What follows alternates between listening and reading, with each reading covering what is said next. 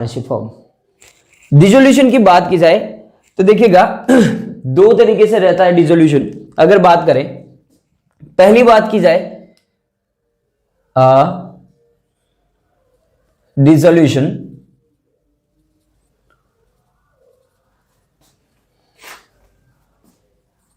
और पार्टनरशिप।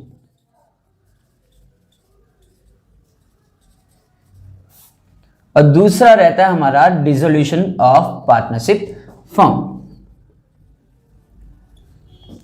पहली अगर बात करें डिसोल्यूशन ऑफ पार्टनरशिप, यानी यहां पर क्या रहता है कि फर्म अभी भी चलेगी, firm still in the working, firm अभी भी वर्किंग में है, लेकिन जो पार्टनरशिप थी पुराने पार्टनर्स की, जैसे इमेजिन करिएगा एक हाइपोथेटिकल सिचुएशन ले लेते हैं, ए बी सी, तीन पार्टनर्स थे, तीनों ने काफी मेहनत से एक पार्टनरशिप फर्म बनाई थी, काफी सालों तक इसको चलाया। और इनकेस क्या हुआ कि ये एक फिक्स एग्रीमेंट बनाया था इन्होंने 10 साल का, 10 इयर्स का। इस 10 ईयर के साथ में क्या होता है, जैसे टाइम पीरियड पूरा होता है इनकी पार्टनरशिप एंड हो जाती है, पार्टनरशिप ओवर हो जाती है। पार्टनरशिप ओवर होने का मतलब क्या होगा, इनका जो पुराना एग्रीमेंट है, क्या पुराना जो एग्रीमेंट यानी पुरानी जो डीड है इनकी,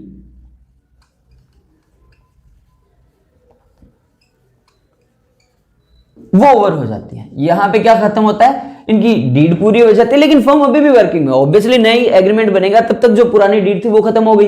अब हो सकता है नया एग्रीमेंट बना ले, नई डीड बना ले।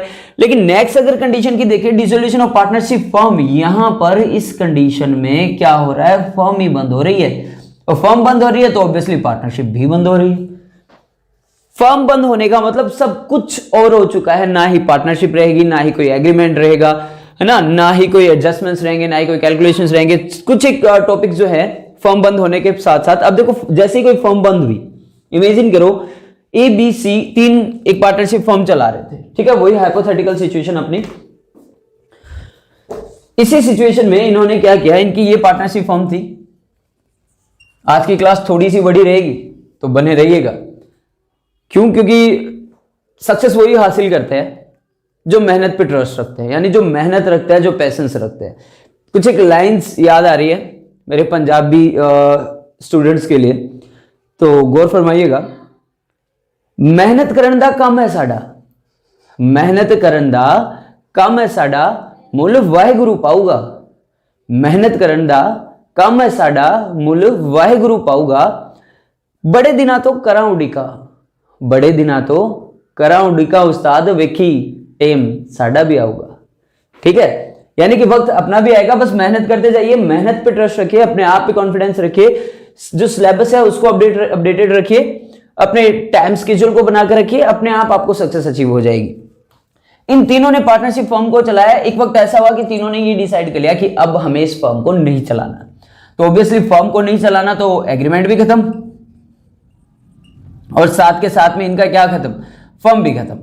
लेकिन जनाब फर्म खत्म हो गई तो ऐसे थोड़ी जाने देंगे मार्केट वाले। अगर आप मार्केट में से जा रहे हो तो ऑब्वियसली आपने लोगों से कुछ उधार भी लिया होगा, आपका कुछ उधार लोगों में भी बाकी होगा, आपको लोगों से पैसे लेने भी होंगे, या आपको लोगों को पैसे पे भी करने होंगे। यानी उस कंडीशन की बात की जाए तो ध्यान रखिएगा, सबसे पहली बात हमारी क्या होती है, दो चीजें रहती है हमारे पास। एक तो रहता है क्या, जितने भी लोगों को पेमेंट करना है उनको वहां पर क्या करेंगे, पेमेंट टू या payment of liabilities, payment of liabilities. दूसरी अगर बात करें तो क्या होगा, सेल ऑफ ऑल एसेट्स। भाई तीनों ही पार्टनर में किसी भी रीजन से हुआ होगा, डिसोल्यूशन बन नहीं रही होगी, झगड़ा हो गया होगा, कोई ऑब्जेक्शंस आ गए होंगे, मनमुटाव हो गया होगा कि तीनों ने डिसाइड कर लिया कि अब फर्म को कंटिन्यू करना ही नहीं है। अब फर्म को कंटिन्यू नहीं करना तो ऑब्वियसली अपन क्या करेंगे, सबसे पहले तो ये पता करेंगे कि कितने लोगों को पेमेंट करना है, तो ऑब्वियसली उन सारी लायबिलिटीज को पेमेंट करना पड़ेगा। सेल ऑफ ऑल एसेट्स, और फिर ये भी होता है कि भाई सारी एसेट्स बेच देते हैं, जितना पैसा आएगा लायबिलिटीज को पेमेंट करने के बाद में उसको बांट लिया जाएगा। पर काफी बार ये चीजें भी हो जाती है कि कोई पार्टनर कह देता है कि यार ये एसेट आप मत बेचिए, ये आप मुझे दे दीजिए। इमेजिन करिएगा एबीसी तीन पार्टनर थे, तीनों एक इलेक्ट्रिकल शॉप चला रहे थे, इलेक्ट्रिकल शॉप कह सकते हैं अपन, जिसमें एलईडीज या लैपटॉप्स वगैरह काफी सारी चीजें थी, या ऑटोमोबाइल तो नहीं कहूंगा मैं, इलेक्ट्रिकल शॉप कह सकते हैं अपन, ठीक है, इलेक्ट्रॉनिक्स शॉप कह सकते हैं। जब जैसे ही एसेट्स को सेल हो रहा था तो उनमें से एक कहता है कि यार ये जो बड़ा वाला एलईडी है वो मत बेचिए, वो मुझे दे दीजिए, लेकिन मेरे हिस्से में से जो पैसा बनेगा उसमें से ये पैसा काट लीजिए। तो ऐसी कंडीशंस भी आएगी सामने हमारे। लेकिन सबसे पहली बात क्या रहती है, पेमेंट ऑफ लायबिलिटीज की। अब सुनिएगा, जब वो एलईडी जब वो पार्टनर लेके जाता है तो बाकी पार्टनर क्या कहेंगे कि यार एक्चुअल में इसकी जो एग्जैक्ट वैल्यू है उसी पे लूंगा ना मैं। जैसे वो एलईडी 60,000 एमआरपी पे है तो मैं क्या कहूंगा, या फिर ए क्या कहेगा कि यार ये एलईडी मुझे दे दो और मेरा जो भी पैसा बनता था कैपिटल में से उसमें से 60,000 लेस कर देना।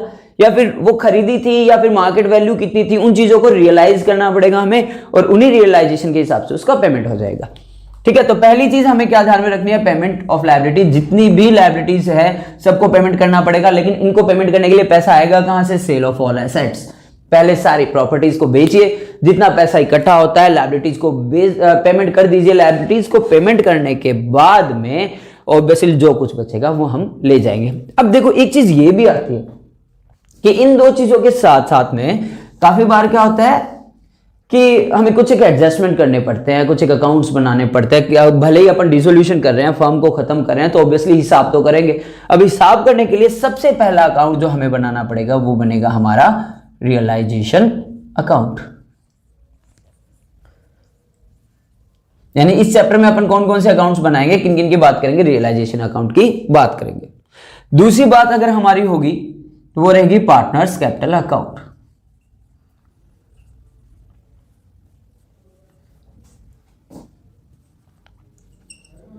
कि कौन से पार्टनर ने कितना पैसा लगाया था, कितना पैसा किसका बनता है, किसके हिस्से में कितना पैसा आता है। अगर किसी पार्टनर ने कैपिटल अकाउंट में से कुछ विड्रॉ किया है या ड्रॉइंग्स किए तो उन चीजों का रिकॉर्ड भी होगा। कैपिटल अकाउंट भी कह सकते हैं, करंट अकाउंट भी कह सकते हैं। एक बनेगा हमारा पार्टनर्स लोन अकाउंट।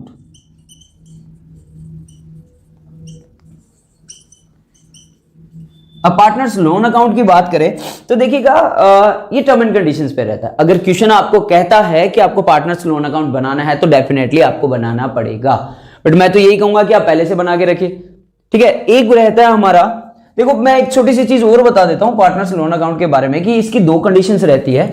पहली कंडीशन की बात करी जाए कि पार्टनर्स का लोन हो, किसी भी पार्टनर ने लोन प्रोवाइड किया हो, लोन बाय पार्टनर कह सकते हैं अपन।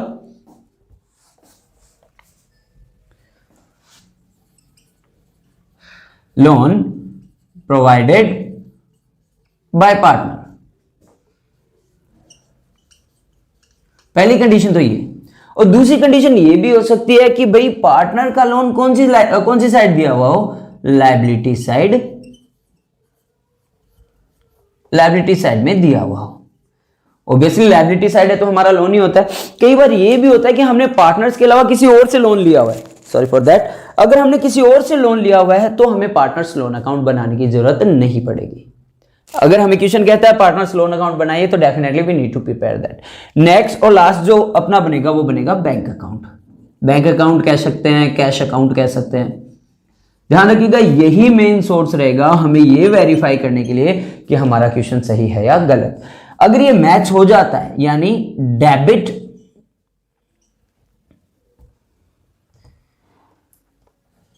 इज इक्वल टू क्रेडिट, अगर ये बोथ साइड इक्वल आ जाते हैं पेमेंट के और रिसिप्ट के तो इसका मतलब मान के चलिए हमारा क्वेश्चन सही है। अगर ये सही नहीं आ रहा तो हमने कहीं ना कहीं कोई ना कोई गलती करी है। आइए तो बढ़ते हैं सबसे पहले किसकी तरफ, रियलाइजेशन अकाउंट की तरफ। I hope if you want to take the screenshot you can have it. I hope you have taken the sufficient time for taking the screenshot. Now I should carry on.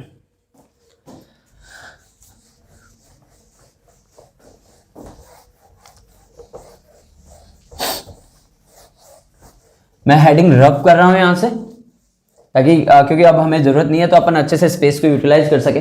देखो realisation account बनाने के पीछे सबसे बड़ा फायदा हमारा ये है कि हमें ये पता चल जाएगा कि कितनी एसेट्स हैं हमारी मार्केट में, कितनी लायबिलिटीज को हमें एक्चुअली पेमेंट करना है, किस पार्टनर के हिस्से में कितना पैसा आएगा, कितना हमारे पास इनकमिंग ऑफ कैश होगा, कितना हमें मार्केट में पे करना है उनके बारे में। तो देखो रियलाइजेशन अकाउंट्स बनाने का जो प्रोसीजर है उसको बनाने के लिए एक सिंपल सा स्टेप यूज करेंगे अपन। सबसे पहले देखिएगा हमें क्वेश्चन में क्या दी हुई मिलेगी, बैलेंस शीट दी हुई मिलेगी, बैलेंस शीट।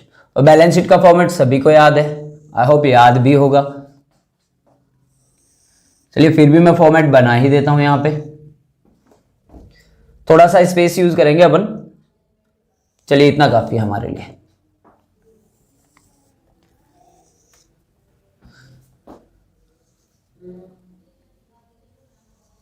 थोड़ी क्लास बड़ी रहेगी तो बने रहिएगा प्लीज, ताकि आपको कंसेप्चुअल पूरे क्लियर हो जाए। आज की क्लास जितनी भी बड़ी होगी सारे के सारे कंसेप्चुअल बेसिस रहेगा हमारा। बैलेंस शीट की बात करें तो ये रहता है हमारा फॉर्मेट।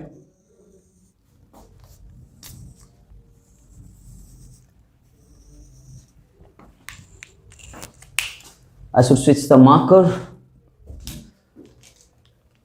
It's fine now. ये हमारा लायबिलिटी साइड,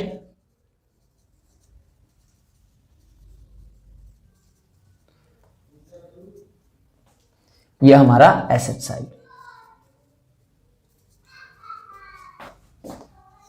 ये हमारा अमाउंट। आइए इसके बाद शुरुआत करते हैं हम किसकी, रियलाइजेशन अकाउंट की।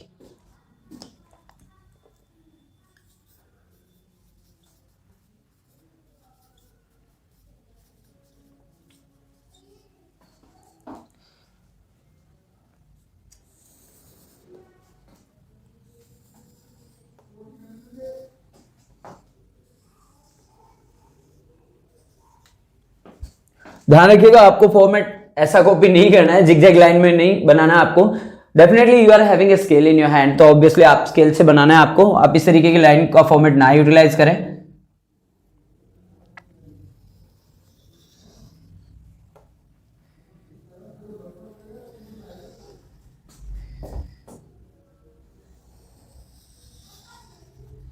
चलिए आई थिंक इतना सफिशिएंट होगा। फिर उसके बाद थोड़े से प्रोसीजर के बाद में अपन ये स्पेस भी यूटिलाइज कर लेंगे। पहली बात करी जाए तो वही हमारा format, particular amount then particular amount. ये हमारा डेबिट साइड और ये हमारा क्रेडिट साइड। आइए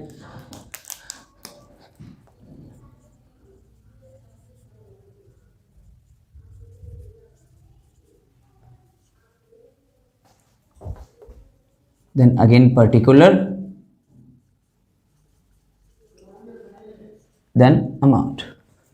अब देखिएगा सबसे पहला प्रोसीजर, सबसे पहला स्टेप जो आपको फॉलो करना है, क्या करना है, जितनी भी लायबिलिटीज है उन सभी लायबिलिटीज को हमें क्या कर लेना है, यहां ले आना है।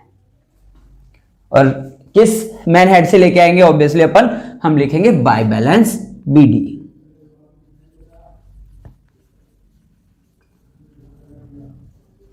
जितनी भी हमारी एसेट्स है, एसेट्स की बात करें अपन, फर्नीचर हो गया हमारे पास,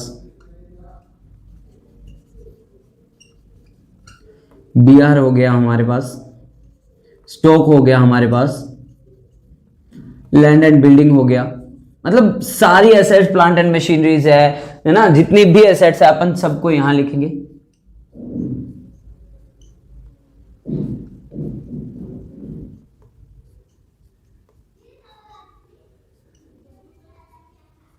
ध्यान रखिएगा एक चीज, चलिए मैं इसके थोड़ा आगे जाके बताऊंगा आपको। और जितनी भी सॉरी यहां अपन ने एसेट्स लिख दी, जबकि हमें यहां पे क्या लेके आनी है, सारी की सारी लायबिलिटीज लेके आनी है। यानी जितनी भी लायबिलिटीज है हमें इस साइड लेके आनी है। कौन कौन सी हमारी रहेगी, अगर लायबिलिटीज में बात करें, हमारा क्रेडिटर है, क्रेडिटर्स, हमारा बीपी है, ठीक है। फिर अगर अपन देखें किसी भी तरीके का आउटस्टैंडिंग एक्सपेंसेस है, ये सारे के सारे हमारे रहेंगे इस साइड में। हमारा बैंक लोन है,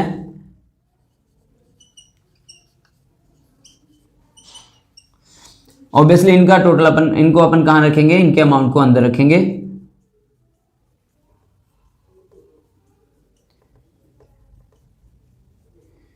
ठीक है।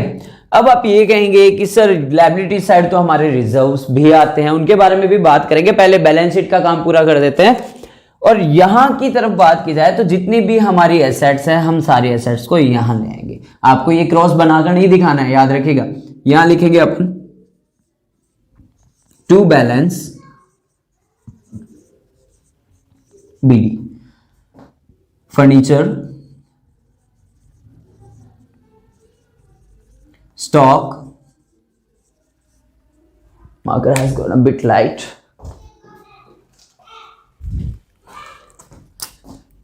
BR, this one is also plant and machinery, debtors।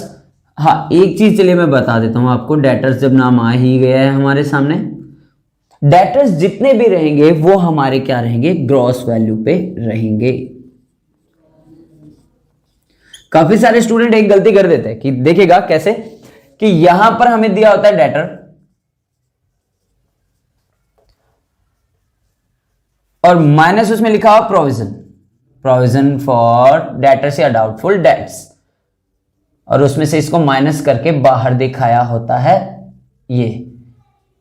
तो ये जो वैल्यू रहती है हमारी, इसको कहते हैं ग्रॉस वैल्यू, और ये वैल्यू जो रहती है हमारी, ये रहती है नेट वैल्यू। तो ध्यान रखिएगा, यहां पर जो आपको डेटर्स लिखने हैं वो किस में रहेंगे, ग्रॉस वैल्यू में रहेंगे। जितने भी प्रोविजंस हमारे होंगे वो सारे प्रोविजंस यहां रहेंगे।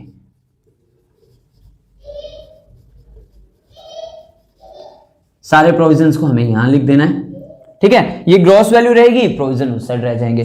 चलिए, ये तो था हमारा लायबिलिटीज बैलेंस शीट का काम। अब एक छोटी सी चीज मैं आपको बताना चाहूंगा कि लायबिलिटीज और एसेट्स के बाद में, एसेट्स में से एक चीज आती है क्या, हमारा कैश अकाउंट और हमारा बैंक अकाउंट। यानी हमारे पास जो कैश इन हैंड है, हमारे पास जो बैंक इन हैंड है, हम उसको यहां पे ट्रांसफर नहीं करेंगे। क्यों? चलिए मैं लिख देता हूं, पहले इस फॉर्मेट को पूरा कर देता हूं। स्टॉक हो गया, बीआर हो गया, ठीक है, प्लांट एंड मशीनरी हो गया, और यहां पे हमारा डेटर हो गया। और इनका टोटल कहां आ जाएगा जनाब, इनका टोटल आ जाएगा बाहर।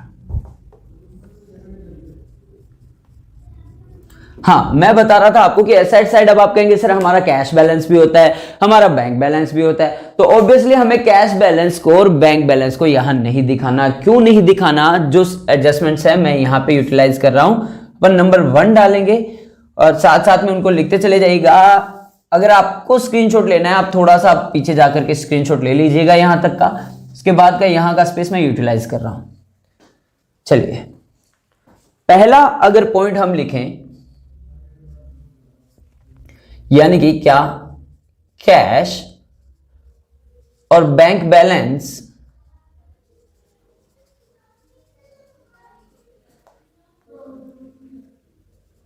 will be transferred to bank या कैश अकाउंट। पहला एडजस्टमेंट जो हमारा है वो क्या रहेगा, अगर हमारे पास कैश बैलेंस है तो उसको बैंक में ट्रांसफर करेंगे, बैंक बैलेंस है तो ऑब्वियसली किस में ट्रांसफर करेंगे, कैश अकाउंट में ट्रांसफर करेंगे, ठीक है। उनको अपन यहां पर नहीं दिखाएंगे, ठीक है। अब उसके बाद देखिएगा, जितने भी हमारे रिजर्व्स एंड सरप्लसेस है, सारे रिजर्व एंड सरप्लसेस को क्या कर दिया जाएगा, बांट दिया जाएगा। यानी पॉइंट नंबर 2 की बात करें, all reserves and accumulated profit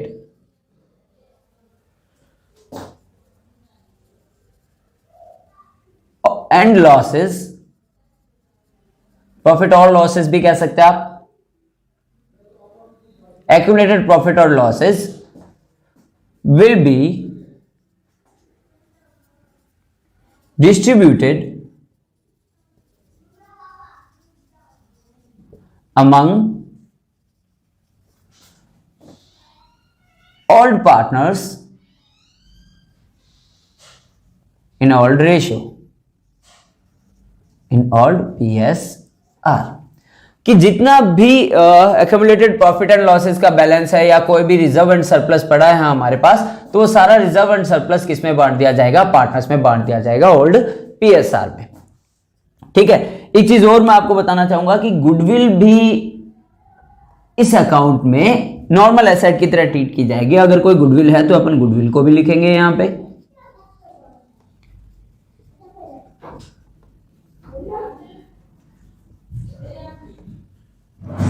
ठीक है, ये दो चीजें हो गई। पहला, अगर अपन ने बात किया क्या, अगर कोई कैश या बैंक का बैलेंस है तो उसको बैंक या कैश में ट्रांसफर कर दिया जाएगा।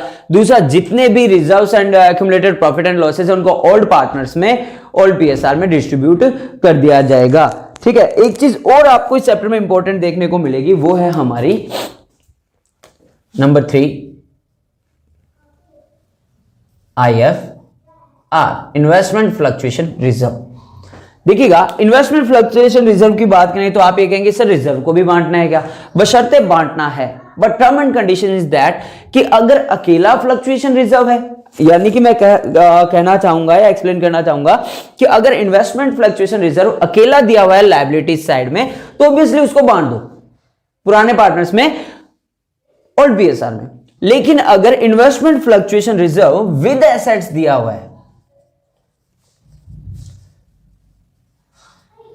विद एसेट्स की बात करें या विद इन्वेस्टमेंट है, यानी हमें एक तरफ इन्वेस्टमेंट भी दिया है हमारी बैलेंस शीट में और एक तरफ आईएफआर भी दिया है, तो ऑब्वियसली अपन क्या करेंगे, इन्वेस्टमेंट को हम यहां ले आएंगे और आईएफआर को कहां ले जाएंगे, हमारे इस साइड में, क्रेडिट साइड में ले जाएंगे। आई होप थर्ड पॉइंट आपको क्लियर हो गया होगा। नेक्स्ट अगर बात करें तो हमारा पॉइंट रहता है, देखिएगा कई बार क्या होता है, जिस कंडीशन के बारे में मैंने अभी आपको पहले बताया कि काफी बार ऐसा भी होता है कि पार्टनर्स में से कोई एक पार्टनर कह देता है कि यार ये प्रॉपर्टी मुझे दे दो या ये एसेट मुझे दे दो। ठीक है, उससे पहले या एक छोटी सी चीज और आपको बताना चाहूंगा जो अभी मेरे माइंड में जस्ट स्ट्रक करी। कई बार क्या होता है, जैसे क्रेडिटर को पेमेंट करना है और क्रेडिटर को कहा कि जनाब हम तो फॉर्म बंद कर रहे हैं, तो क्रेडिटर ने कह दिया कि यार आपके पास ये गाड़ी खड़ी है, ये मुझे दे दो पेमेंट में। इनकेस जैसे इमेजिन करो इस क्रेडिटर को 3 लाख रुपए देने थे और हमारे पास कोई एक कार खड़ी थी जो अपन यूटिलाइज कर रहे थे काफी टाइम से, और क्रेडिटर एग्री करता है कि ठीक है मुझे कार दे दीजिए, बदले में जो भी पेमेंट होगा कोई प्रॉब्लम नहीं है, अपन सेटलमेंट कर लेते हैं। जब किसी क्रेडिटर को एसेट्स में से कोई पेमेंट कर दिया जाता है तो उसकी कोई भी एंट्री नहीं होगी या उसको कहीं भी रिकॉर्ड नहीं किया जाएगा। फिर ना तो यहां पे क्रेडिटर आएगा और ना ही यहां पर वो एसेट आएगी जो हमने एक्सचेंज में दी है। अगर मैं कहूं if any asset is given in exchange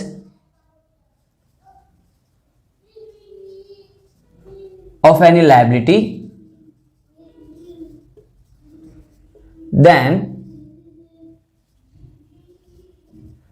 no transaction या no entry is recorded, यानी उसका कोई भी जनरल ट्रांजैक्शन नहीं किया जाएगा। ठीक है, पहला देखिएगा हमने क्या किया था, सारे हमारे एसेट्स थे उनको यहां पे लेके आए थे, जितने भी रिजर्व्स एंड सरप्लसेस है उनको ओल्ड पार्टनर्स में बांट दिया जाता है। Old reserves and accumulated profits और losses will be distributed among old partners in old PSR. Second एक पॉइंट हमने ये देखा, कैश या बैंक का कोई बैलेंस है तो उसको ट्रांसफर कर दिया जाएगा बैंक या कैश अकाउंट में। ठीक है, आईएफआर अगर कोई स्पेशली आपको देखने के लिए मिलेगा, ध्यान से नोटिफाई कर लीजिएगा, काफी इंपॉर्टेंट टॉपिक है कि मोस्टली स्टूडेंट्स क्या करते हैं, आईएफआर दिया है और इन्वेस्टमेंट भी दिया है तो आईएफआर को वही बांट देते हैं। नहीं, ऐसा नहीं करना। अगर आईएफआर अकेला दिया है विद एसेट्स और इन्वेस्टमेंट, तब भी हम उसको क्या करेंगे, आईएफआर को लायबिलिटी साइड ले जाएंगे, लायबिलिटी से ट्रांसफर इस साइड करेंगे और इन्वेस्टमेंट या एसेट जो है वो इस साइड आ जाएगी। अगर अकेला दिया है तो उसको बांट दो, बेशक कोई प्रॉब्लम नहीं है। नेक्स्ट पॉइंट हमने देखा, if any asset is given in exchange of any liability then no entry is recorded या नो एंट्री इज नीडेड। अगर जैसे मान लो एक क्रेडिटर था और फर्म में फर्नीचर रखा था, क्रेडिटर को 50,000 रुपए देने थे, उसको कहा कि जनाब हम तो फर्म डिसॉल्व कर रहे हैं, फर्म को खत्म कर रहे हैं, अब आगे फर्म नहीं चलाएंगे। तो ऑब्वियसली वो कहता है कि यार कोई दिक्कत नहीं है, आपका जो फर्नीचर रखा है मुझे सेटलमेंट में ये दे दीजिए, या हम उनको प्रपोज करते हैं कि साहब आप एक काम करिए, आपका जो पेमेंट है इसके बदले में आप फर्नीचर ले जाइए। तो अगर ऐसा कोई सेटलमेंट होता है तो उस टाइम में कोई भी ट्रांजेक्शन नहीं किया जाएगा। ठीक है, अब देखिएगा यहां तक जो रहता है ये रहता है हमारा फर्स्ट स्टेप। मैं आपको बता देता हूं, हमें यहां पे कोई भी लाइन नहीं बनानी है, लेकिन मैं बता देता हूं ये जो पॉइंट हो रहता है ये हमारा फर्स्ट स्टेप पूरा हो जाता है। अब बात किसकी आएगी, अब बात ये आएगी कि साहब जितनी भी लायबिलिटीज है उनको पेमेंट करेंगे अपन। हमने रियलाइज कर लिया, देख लिया कितना पेमेंट करना है, तो ऑब्वियसली अब इनको पेमेंट भी करो। और जितनी भी एसेट्स है इनको बेचेंगे भी, बेचेंगे तभी पैसा आएगा, और पैसा आने के बाद इनको पेमेंट किया जाएगा। तो ऑब्वियसली जब जितनी भी एसेट्स को बेचा जाएगा तो हमारे पास यहां पे पैसा आएगा। तो अपन क्या लिखेंगे, बाय बैंक और बाय कैश अकाउंट।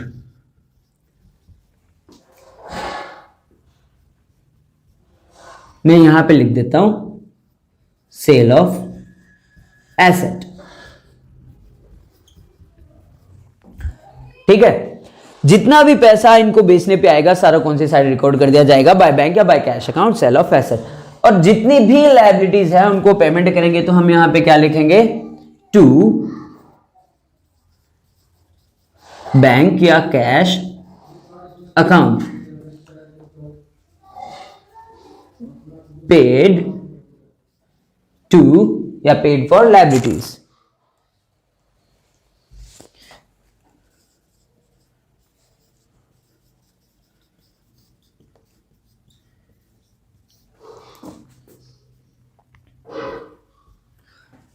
ठीक है, ये स्टेप सेकंड रहता है हमारा।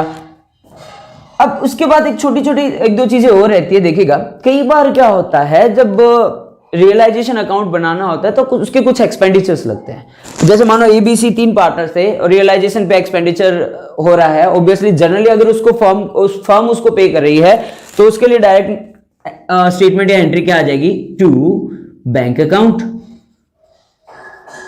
या कैश अकाउंट। और यहां क्या आ जाएगा, रियलाइजेशन एक्सपेंसेस पेड। अगर रियलाइजेशन एक्सपेंसेस को डायरेक्टली पे किया जा रहा है तो टू बैंक अकाउंट, सीधी सी बात है। अगर यही रियलाइजेशन एक्सपेंडिचर कोई पार्टनर पे कर रहा है, जैसे मानिए कि एबीसी तीनों पार्टनर थे, तीनों डिसॉल्व कर रहे थे फर्म को, तो कह दिया गया कि भाई बी संभालेगा रियलाइजेशन का जितना भी काम है वो सारा बी संभालेगा। और एक वक्त क्या होता है कि वो पैसा जो एक्सपेंडिचर जो आता है वो बी पे कर रहा है, तो ऑब्वियसली वो पैसा उसको मिलना चाहिए कायदे से। तो इसके लिए अपन क्या लिख देंगे यहां पर, टू पार्टनर्स कैपिटल अकाउंट, जिसने भी वो पेमेंट किया है, यानी पेड बाय पार्टनर।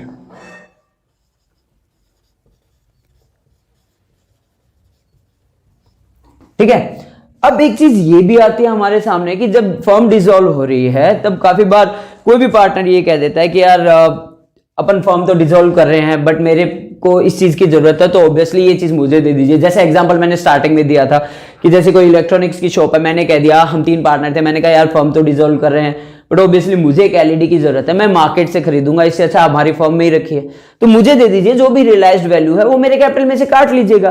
ठीक है, तो ऑब्वियसली इन केस अगर ऐसा कुछ होता है कि एसेट कोई पार्टनर ले लेता है तो उसके लिए क्या होगा, ऑब्वियसली अपन क्या लिखेंगे, उसको क्रेडिट साइड लिखेंगे, किस नाम से, बाय पार्टनर्स कैपिटल अकाउंट। क्यों, क्योंकि इसके हिसाब में से वो पैसा काटेंगे अपन। यहां पे मैं लिख देता हूं asset taken by any partner, और अमाउंट कहां आ जाएगी, बाहर आ जाएगी। ठीक है, यहां के जितने भी खर्चे हैं ऑब्वियसली इनको भी अपन बना लेते हैं। थोड़ा सा क्लमजी और थोड़ा बड़ा टॉपिक है लेकिन काफी इजी है, सो एक दो बार वीडियोस को देखिएगा, बड़े ही शांति से, बड़े ही सलीके से आपको एक पूरा कंसेप्ट क्लियर हो जाएगा। ये था हमारा अभी तक का टॉपिक।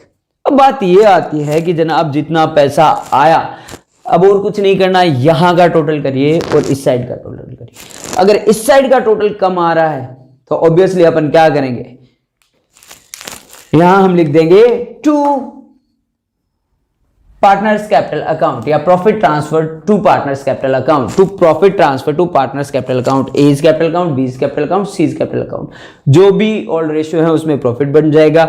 अगर इस साइड का टोटल कम आ रहा है तो अपन यहां पे क्या लिखेंगे, by partners capital account loss transfer to partners, A is capital, B is capital, C is capital, और लास्ट में हमारा क्या आ जाएगा, टोटल आ जाएगा। चलिए मैं कुछ एक लिटरली लिख देता हूं यहां पे, to profit transfer to partners, A B C जितने भी पार्टनर रहेंगे, अगर इनकेस यहां पर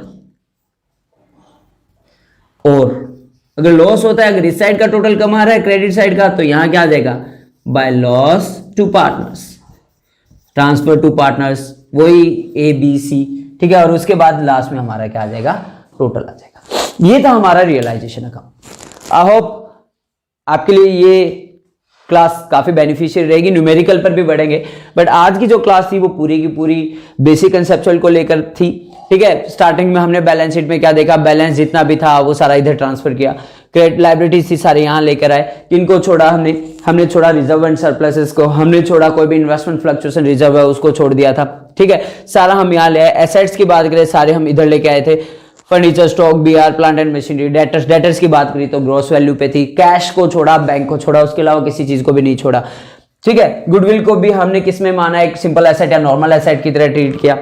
अगर कोई भी प्रोविजन है तो अपन उसको लायबिलिटी साइड दिखा देंगे, अगर नॉर्मल रिजर्व एंड सरप्लसेस है उनको बांट देंगे, अगर आईएफआर है, अगर अकेला आईएफआर है तो उसको बांट दो, अगर एसेट के साथ में है तो अपन उसको रिकॉर्ड कर देंगे। फिर हमने देखा कि अगर क्रेडिट किसी भी लायबिलिटी के बदले में एक्सचेंज में अपन कोई एसेट पे कर रहे हैं तो उसका कोई भी ट्रांजैक्शन नहीं करना। फिर हमने देखा सारे एसेट्स को हमने सोल्ड आउट किया, बाय बैंक या बाय कैश से पैसा आ गया हमारे पास, जितने भी लायबिलिटीज थी उनको पे किया टू बैंक या टू कैश अकाउंट किया हमने, पेड फॉर लायबिलिटीज है। अगर कोई रियलाइजेशन के एक्सपेंडिचर कैश या बैंक से पे हो रहे हैं तो डायरेक्ट हमने एंट्री में लिखा, अगर कोई पार्टनर पे कर रहा है तो हमने टू पार्टनर्स कैपिटल अकाउंट कर दिया। अगर कोई पार्टनर किसी रियलाइज्ड एसेट को रख रहा है तो ऑब्वियसली अपन क्या करेंगे, बाय पार्टनर्स कैपिटल अकाउंट कर देंगे। अगर कोई लायबिलिटी पे कर रहा है तो यहाँ पे क्या हो जाएगा, by partners to partners capital account हो जाएगा। तो ये सारी चीजें जो थी रियलाइजेशन की देखी थी। लास्ट अगर इस साइड का टोटल कम आ रहा है तो to profit transfer to partners, और इस साइड का कम आ रहा है तो by loss transfer to partners. I hope आपको ये क्लियर हो गया होगा, ठीक है। ये क्लासेस सिर्फ एक जरिया रहती है आपको आपके मुकाम तक पहुंचाने के लिए, क्योंकि बहुत से लोग कहते हैं कि चलिए मैं कुछ एक ले चुके हैं, आइए बढ़ते हैं बिना टाइम वेस्ट किए हम आगे के कैलकुलेशंस की तरफ। आज का जो हमारा टॉपिक रहेगा वो रहेगा accounting treatment for realisation expenses, या फिर जितने भी रियलाइजेशन के एक्सपेंसेस है, चाहे वो पार्टनर्स करे चाहे वो फर्म बोन करे, उन सभी के लिए क्या ट्रीटमेंट्स रहेंगे आइए देखते हैं।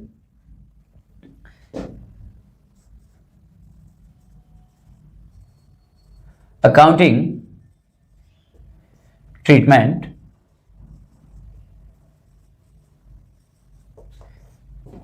for realization expenses।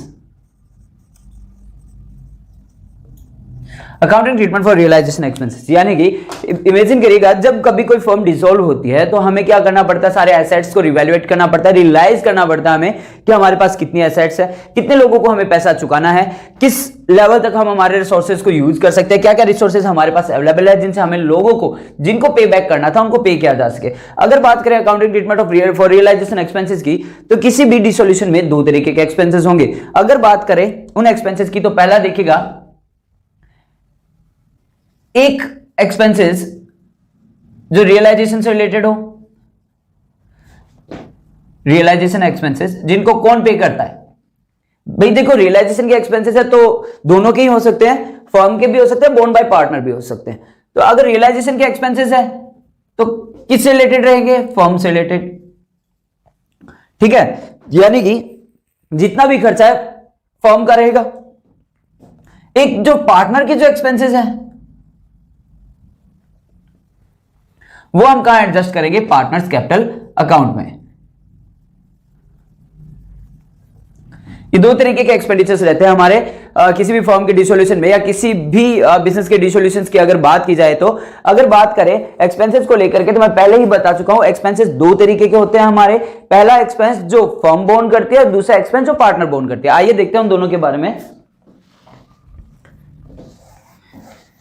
क्या ट्रीटमेंट रहेगा, किस तरीके से हम एडजस्ट करेंगे इन सभी को।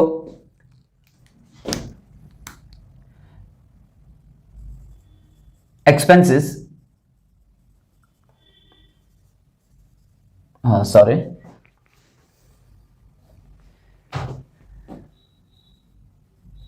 बोन बाय, यानी किसके द्वारा बोन किए गए एक्सपेंसेस, किससे रिलेटेड है, फर्म के हैं तो फर्म पे करेगी। अब ये जरूरी नहीं है, कई बार क्या होता है फर्म के खर्चे भी होते हैं, और फर्म के खर्चे क्या होते हैं पार्टनर्स को कह दिया जाता है, या पार्टनर्स इंडिविजुअली थिंकिंग बना ली कि ठीक है कोई एक पार्टनर उन सबको पे करेगा, तो कोई जरूरी नहीं है कि फर्म ही पे करे। हाँ ऑब्वियसली अगर फर्म के खर्चे हैं और अगर कोई पार्टनर पे कर रहे हैं तो ऑब्वियसली उस पार्टनर को क्या मिलेगा, वो उसका रेम्युनरेशन मिल जाएगा या उस एक्सपेंडिचर्स के बदले में पैसे मिल जाएंगे। आइए इसको दो भागों में बांटते हैं। एक्सपेंसेस बोर्न बाय, ज्यादा बड़ा हो गया ना, यहां तक कर लेते हैं। एक्सपेंसेस बोर्न बाय फर्म और एक्सपेंसेस बोर्न बाय पार्टनर। आज की क्लास थोड़ी सी लंबी रहेगी क्योंकि इस क्लास में अपन दो तरीके के एडजस्टमेंट्स देखेंगे। अब अगर बात आती है कि एक्सपेंसेस बोर्न बाय फर्म, ये खर्चे तो किसके हैं, फर्म के हैं, यानी कि ये खर्चे किससे रिलेटेड है, फर्म से रिलेटेड है, और इन्हीं खर्चों को पेमेंट कौन करता है ये देखते हैं। अगर एक्सपेंसेस बोर्न बाय फर्म है और मेड बाय, अब देखो जनरल एंट्रीज की बात कर रहे हैं अपन, expenses borne by firm, okay चलिए एक बार थोड़ा सा इसको मैं रफ कर देता हूं, बट मेड बाय, अब बांट लेते हैं इनको दो भागों में।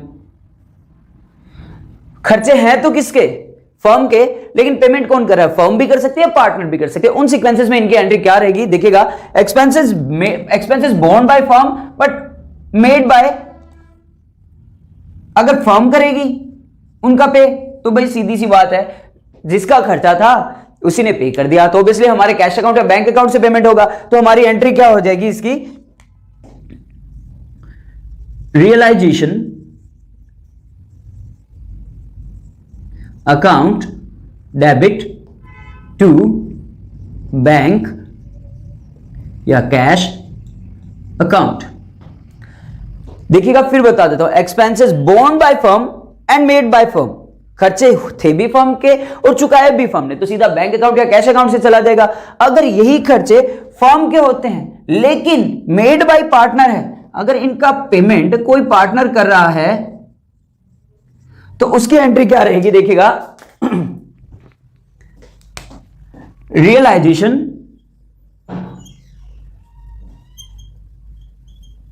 Account debit, realisation account debit to partners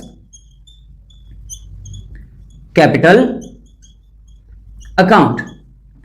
फिर से देखिएगा पहले सेक्शन की अगर बात करें कि एक्सपेंसेस बोर्न बाय फर्म है यानी फर्म के खर्चे हैं और फर्म ही पे कर रही है, तो एंट्री क्या हो जाएगी, realisation account debit to bank account या टू कैश अकाउंट। अगर फर्म के खर्चे हैं और पेमेंट कोई पार्टनर कर रहा है तो realisation account debit to partners capital account. क्यों, क्योंकि इस पार्टनर को बाद में उसका रेम्युनरेशन या उसका पेमेंट कर दिया जाएगा। सेकंड सीक्वेंस की बात करें, आइए चलिए मैं थोड़ा सा इसको अलग कर देता हूं,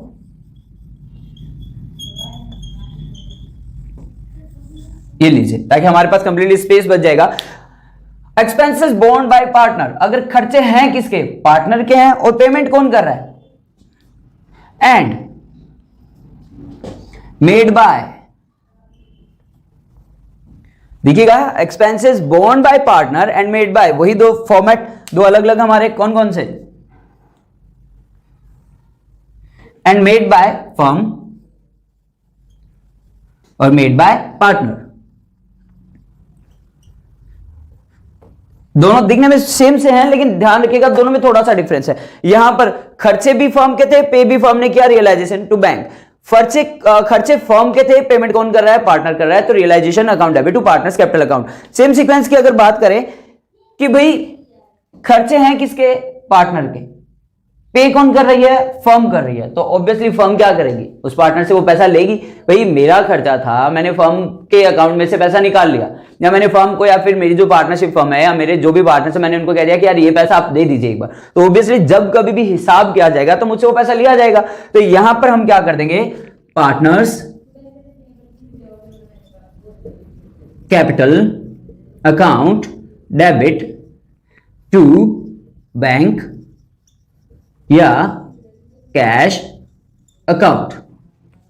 देखिएगा यहां पर हमने क्या किया था, भाई खर्चे फर्म के थे, पार्टनर ने पेमेंट किया, पार्टनर को पैसा मिलेगा बाद में, तो पार्टनर्स कैपिटल अकाउंट। यहां पे फर्म के खर्चे थे, सॉरी पार्टनर के खर्चे थे, फर्म ने पैसा किया तो फर्म ले लेगी पैसा, partners capital account debit to bank account. और अगर पार्टनर के खर्चे हैं और पेमेंट भी पार्टनर कर रहा है, कोई एंट्री नहीं होगी यार, नो एंट्री। भाई मेरे खर्चे पर्सनल, मेरे इंडिविजुअली जितने भी खर्चे हैं अगर मैं उनको पे कर रहा हूं तो भाई फर्म को इससे क्या मतलब रहेगा, क्या कोई रिलेशनशिप रहेगा? नहीं, मेरे खर्चे मैं खुद पेमेंट कर रहा हूं, फर्म से कोई लेना देना नहीं है, तो ऑब्वियसली एंट्री क्या रहेगी? No entry. फिर से देख लीजिएगा, expenses borne by firm and made by firm. खर्चे थे भी फर्म के, फर्म ने पे किए, रियलाइजेशन टू बैंक। खर्चे थे फर्म के, पार्टनर पे करता है, realisation debit to partners capital account. खर्चे अगर पार्टनर के होते हैं, फर्म पे करती है, तो partners capital account debit to bank account. और अगर खर्चे पार्टनर के और पार्टनर ही पे कर रहा है तो obviously no transaction is to be recorded. ये था हमारे जर्नल एंट्री से रिलेटेड। अब नेक्स्ट जल्दी से स्क्रीनशॉट लीजिएगा ताकि नेक्स्ट टॉपिक की तरफ अपन बढ़ सकें।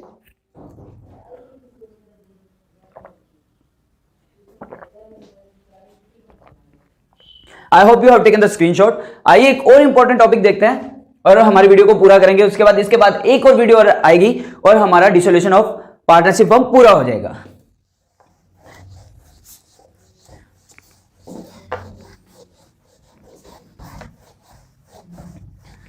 Accounting treatment for workman compensation reserve, WCR। ध्यान रखिएगा, इस टॉपिक के बारे में पहले भी बता चुका हूं। 4 तरीके के केसेस रहेंगे हमारे accounting treatment for workman compensation reserve के। पहला जो टॉपिक रहेगा, 4 केसेस में बना लेते हैं अपन, may be 3 to 4 cases it will be in front of us. Case first,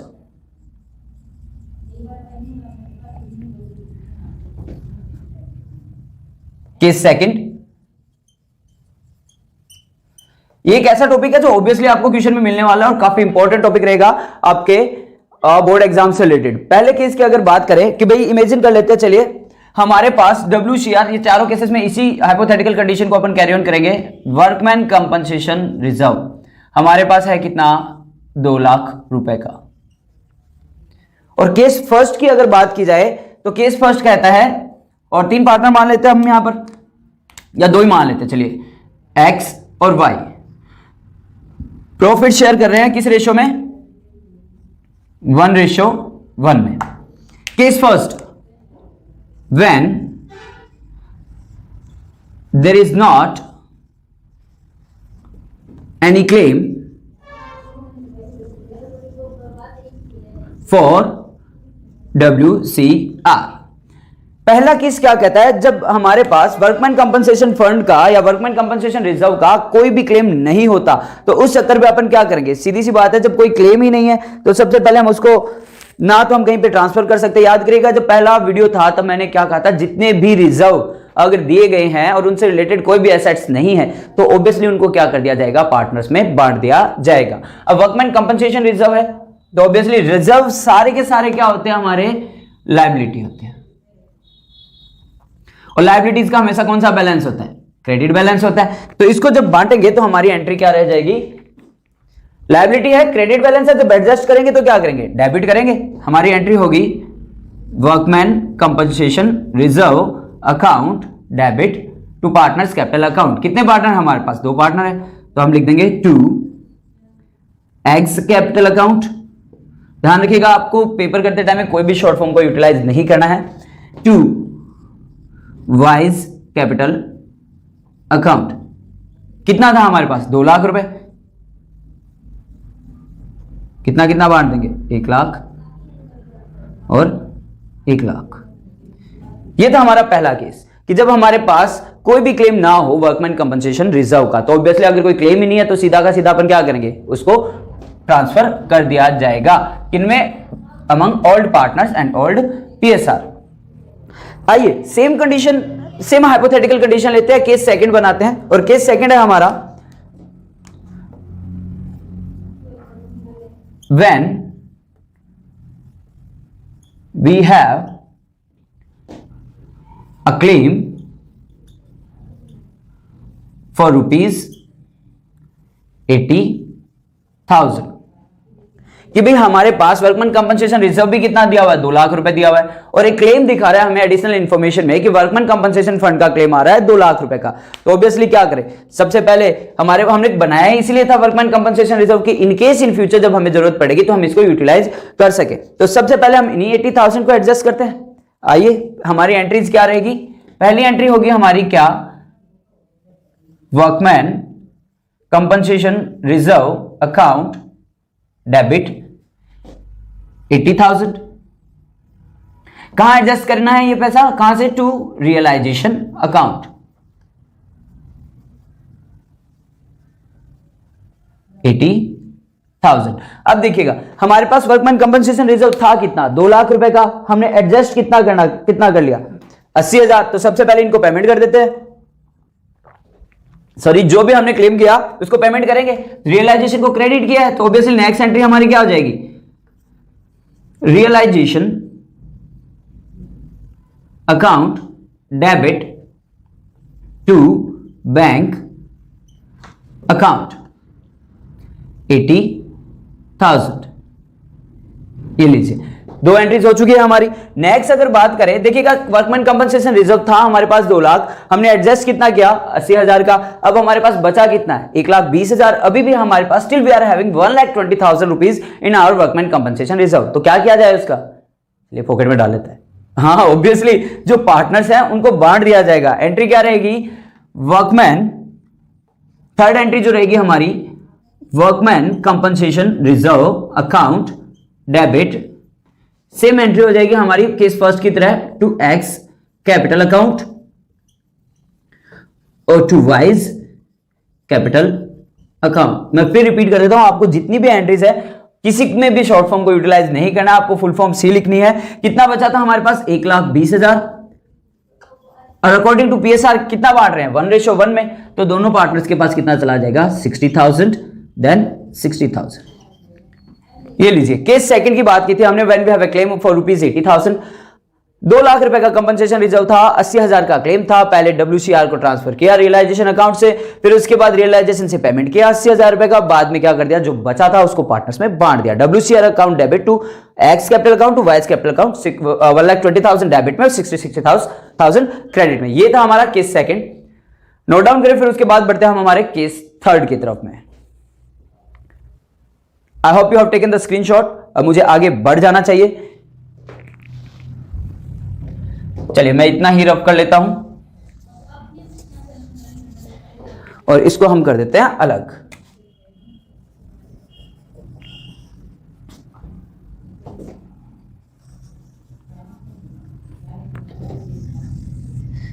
यहां बना लेते हैं हम हमारा case third.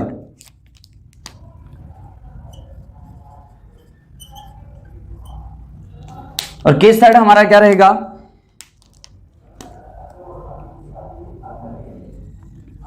when we have a claim of ₹2 lakh.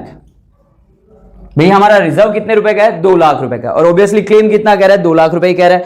तो भाई जितना क्लेम है उतना ऑब्वियसली रिजर्व पड़ा है हमारे पास, तो सीधी सी बात है कर दो एंट्री। सेम एंट्री सबसे पहले क्या करेंगे, WCR यानी workman compensation reserve account debit 2 lakh to realisation account 2 lakh. ये लीजिए रियलाइजेशन में जरूरत थी 2 लाख की, रिजर्व पड़ा था 2 लाख का, कर दिया एडजस्ट, तो बांट दीजिए। नेक्स्ट एंट्री क्या हो जाएगी, realisation account debit to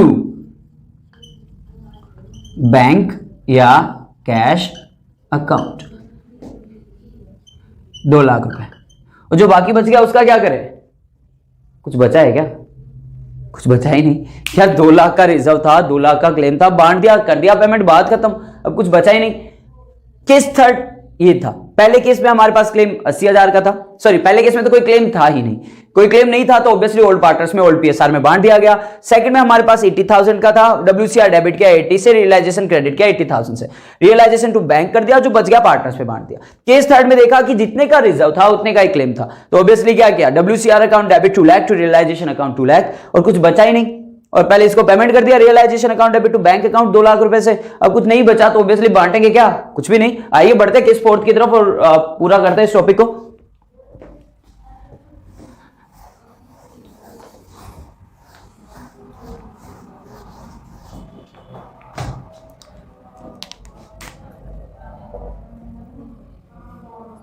case fourth, और केस फोर्थ हमारा क्या रहेगा, when we have a claim for rupees 2,60,000, यानी हमारे पास वर्कमैन कंपनसेशन रिजर्व कितना है 2 लाख का, और जबकि क्लेम कितना है 2,60,000, यानी इस बार तो कंडीशन थोड़ी बुरी हो रही है भाई, नुकसान ज्यादा हो गया, नुकसान हो गया तो क्या करेंगे भाई, कोई तो एडजस्टमेंट करेंगे। सबसे पहले जितना हमारे पास रिजर्व पड़ा है पहले उसको एडजस्ट कर लेते हैं, क्या, workman compensation reserve account debit to realisation account. 2 lakh तो था हमारे पास, ध्यान रखिएगा आप ऐसे भी नहीं लिखेंगे, टू एल लगा करके नहीं लिखकर छोड़ेंगे, आपको पूरा का पूरा लिखना पड़ेगा।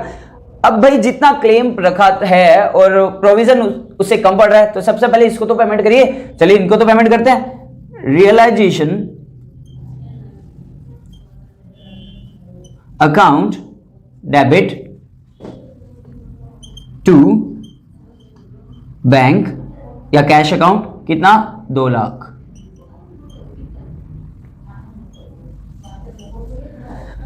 अब नेक्स्ट बात कि सर ये 60,000 रुपए का एडजस्टमेंट, ऑब्वियसली देखो जब रिजर्व 2 लाख का है, क्लेम 260 का आ रहा है, तो ऑब्वियसली नुकसान हो रहा है, और नुकसान हो रहा है तो कहां ट्रांसफर हो जाएगा, रियलाइजेशन एक्सपेंसेस में ट्रांसफर हो जाएगा। तो भाई इस पैसे को लाएं हम कहां से, लाएंगे कहां से, सीधा का सीधा ये पैसा जो है हमारा चला जाएगा कहां पर,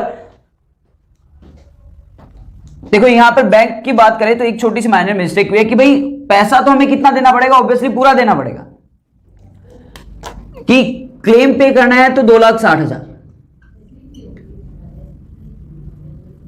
तो ऑब्वियसली 60,000 रुपए आएंगे कहां से जनाब, ये 60,000 रुपए कहां चले जाएंगे, रियलाइजेशन अकाउंट में टू बैंक के नाम से। ऑब्वियसली नुकसान है तो रियलाइजेशन लॉस ही है एक तरीके से, ठीक है। तो ये 4 केसेस थे, इंपॉर्टेंट टॉपिक है, ध्यान रखिएगा, आपके सामने कंफर्म आएगा आपके बोर्ड एग्जाम्स में। आई होप आपके लिए क्लास बेनिफिशियरी रहेगी। एक और क्लास रहेगी इसके बाद में हमारी, वो जो रहेगी लास्ट क्लास रहेगी डिसोल्यूशन ऑफ अ फॉर्म की, और उसमें अपन करेंगे न्यूमेरिकल सॉल्व्स। तब तक के लिए stay safe, stay connected with your studies, stay determined and keep yourself healthy. Thanks a lot and don't forget what, like, comment and subscribe and share. Thanks a lot. ये करते शुरू, देखिएगा सबसे पहले जो आपको ऐसे आपकी जो कैपिटल दी हुई है, हम क्या लिखेंगे यहां पे, बाय बैलेंस बीडी, यानी कि ब्रॉट डाउन फॉर्मेट से आप सभी लोग वाकिफ है। हाइपोथेटिकल सिचुएशन लिया मैंने, XYZ पार्टनर्स बनाए हैं, पर्टिकुलर अमाउंट और पार्टनर्स कैपिटल अकाउंट की अपन हेडिंग लिख चुके हैं। जो भी हमारे पास, ध्यान रखिएगा, ओपनिंग बैलेंस हो,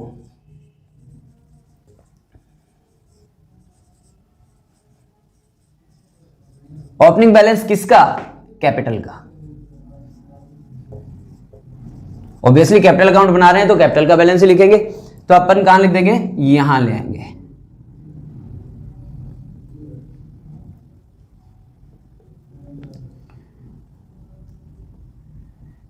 ध्यान रखिएगा ये वो बैलेंस है जो हमारी लायबिलिटी साइड में दिया हुआ बैलेंस शीट में। अगर एसेट साइड में कोई बैलेंस है तो हम उसको लिख देंगे यहां पर, टू बैलेंस। अभी यार ब्रोड डाउन बोल के ना थक गए हैं, तो ऑब्वियसली बीडी याद रखिएगा, इट्स सफिशिएंट।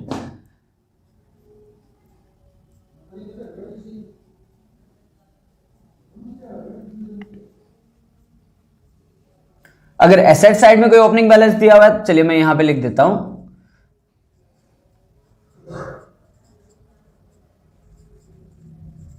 ये एसेट साइड वैसे है कि अगर बैलेंस शीट के एसेट साइड में कोई बैलेंस दिया हुआ तो अपन उसको कहां लिख देंगे, यहां लिख देंगे। अब देखिए डिसोल्यूशन ऑफ फॉर्म कर रहे हैं तो ऑब्वियसली 2 अलग अलग अकाउंट्स बनाने की जरूरत नहीं है। तो यानी कि मैं क्या कहना चाहता हूं, मेरे कहने का मतलब है कि हम जो हमारा करंट अकाउंट है उसको भी साथ में ही अटैच कर लेते हैं। आइए, अगर कोई करंट अकाउंट का बैलेंस दिया हुआ है तो उसको भी यही ले आते हैं, किस नाम से, बाय करंट अकाउंट। यार this one is the much better. Actually जो फ्रेश मार्कर होता है ना, उनकी जो नोट होती है, जो पिन होती है, वो काफी ज्यादा बारीक होती है, इसलिए हैंडराइटिंग काफी ज्यादा पतली आती है। अगर वही करंट अकाउंट अगर एसेट साइड का बैलेंस है तो हम यहां लिख देंगे किस नाम से, टू करंट अकाउंट। कुछ नहीं करना, एज इट इज फॉर्मेट याद रखना और क्वेश्चन आपका यूं हो जाएगा कि आपको पता भी नहीं चलेगा। अब देखिएगा इसके बाद अगर रियलाइजेशन अकाउंट की बात करें, रियलाइजेशन अकाउंट का मतलब अगर किसी भी पार्टनर ने कोई लायबिलिटी पे की है तो वो यहां आ जाएगा by realisation account. Liability paid by any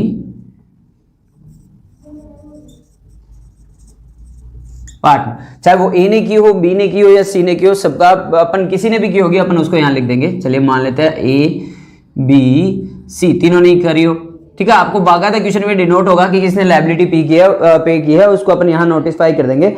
अब देखिएगा, याद करिएगा कंडीशन में जब अपन ने किया था तो कोई पार्टनर एसेट लेकर भी चला जाता है। अगर इन केस ऐसा कुछ होता है कि अगर कोई पार्टनर किसी भी एसेट को लेकर गया तो यहां पे आ जाएगा किस नाम से, to realisation account, asset taken by any partner. चाहे वो तीनों ने ली हो, चाहे वो ए ने एक्स ने ली हो, चाहे वो वाई ने ली हो, चाहे वो जेड ने ली हो, किसी ने भी अगर कोई भी एसेट लिया है तो उसको ऑब्वियसली कहां लिख दिया जाएगा, इस साइड लिख दिया जाएगा। ऐसे ही रिजर्व्स एंड सरप्लसेस की बात की थी तो उसको बांटा है तो ऑब्वियसली अपन क्या करेंगे, यहां पर अगर बात करें, चलिए बाय प्रॉफिट एंड लॉस, कौन सा बैलेंस, क्रेडिट बैलेंस।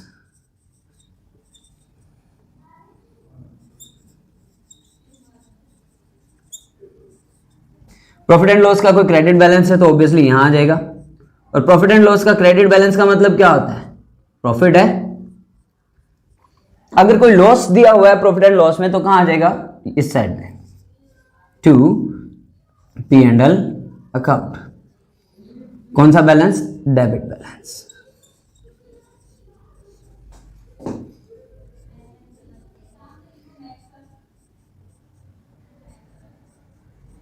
अगर कोई रिजर्व एंड सरप्लस है तो ऑब्वियसली वो उस साइड में बन जाएगा। अब देखो, अगर किसी भी तरीके का कोई रियलाइजेशन प्रॉफिट है तो यहां आ जाएगा बाय रियलाइजेशन प्रॉफिट अकाउंट। इससे पहले जो रियलाइजेशन अकाउंट बना था अगर उसमें से प्रॉफिट आ रहा है तो ऑब्वियसली किस साइड आ जाएगा, इस साइड।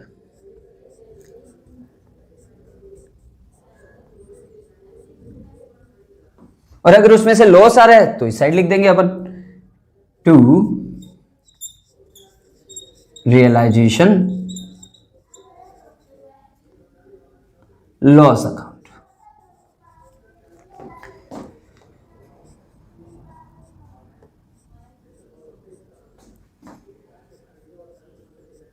ये लीजिए, मोस्टली जितने भी कंसेप्ट थे हमारे अपन ने सारे यहां पे किए हैं।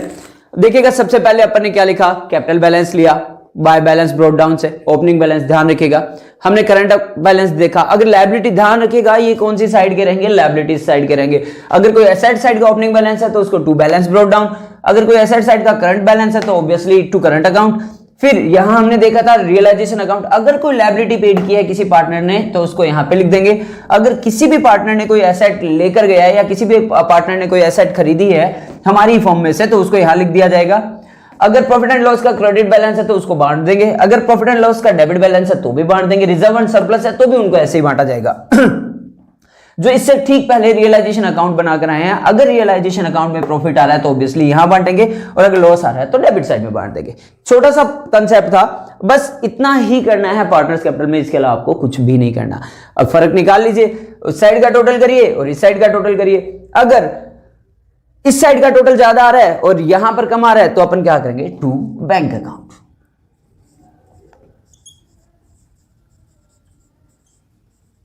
बैलेंसिंग फिगर ये लीजिए,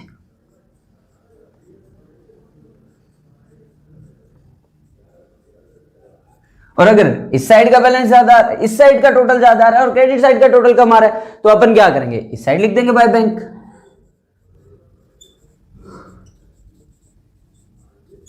by bank, bye cash account, by bank account, whatever जो भी आप लिखना चाहें। चलिए मैं आपको यहाँ पे बाय बैंक और बाय कैश दोनों ही लिख देता हूं, कोई डजंट मैटर, आप अच्छे से समझ गए होंगे कि बैंक भी लिख सकते हैं और कैश भी लिख सकते हैं। ये लीजिए, जिस भी साइड का टोटल कम आएगा उस साइड पे अपन क्या लिख देंगे, बैंक अकाउंट लिख देंगे। अगर इधर कम आ रहा है तो टू बैंक अकाउंट, अगर इधर कम आ रहा है तो बाय बैंक अकाउंट, और लास्ट में हमारा क्या आ जाएगा, टोटल। चलिए टोटल को थोड़ा सा दूसरे कलर से यूज कर लेते हैं अपन। ये लीजिए, लाइन को पहले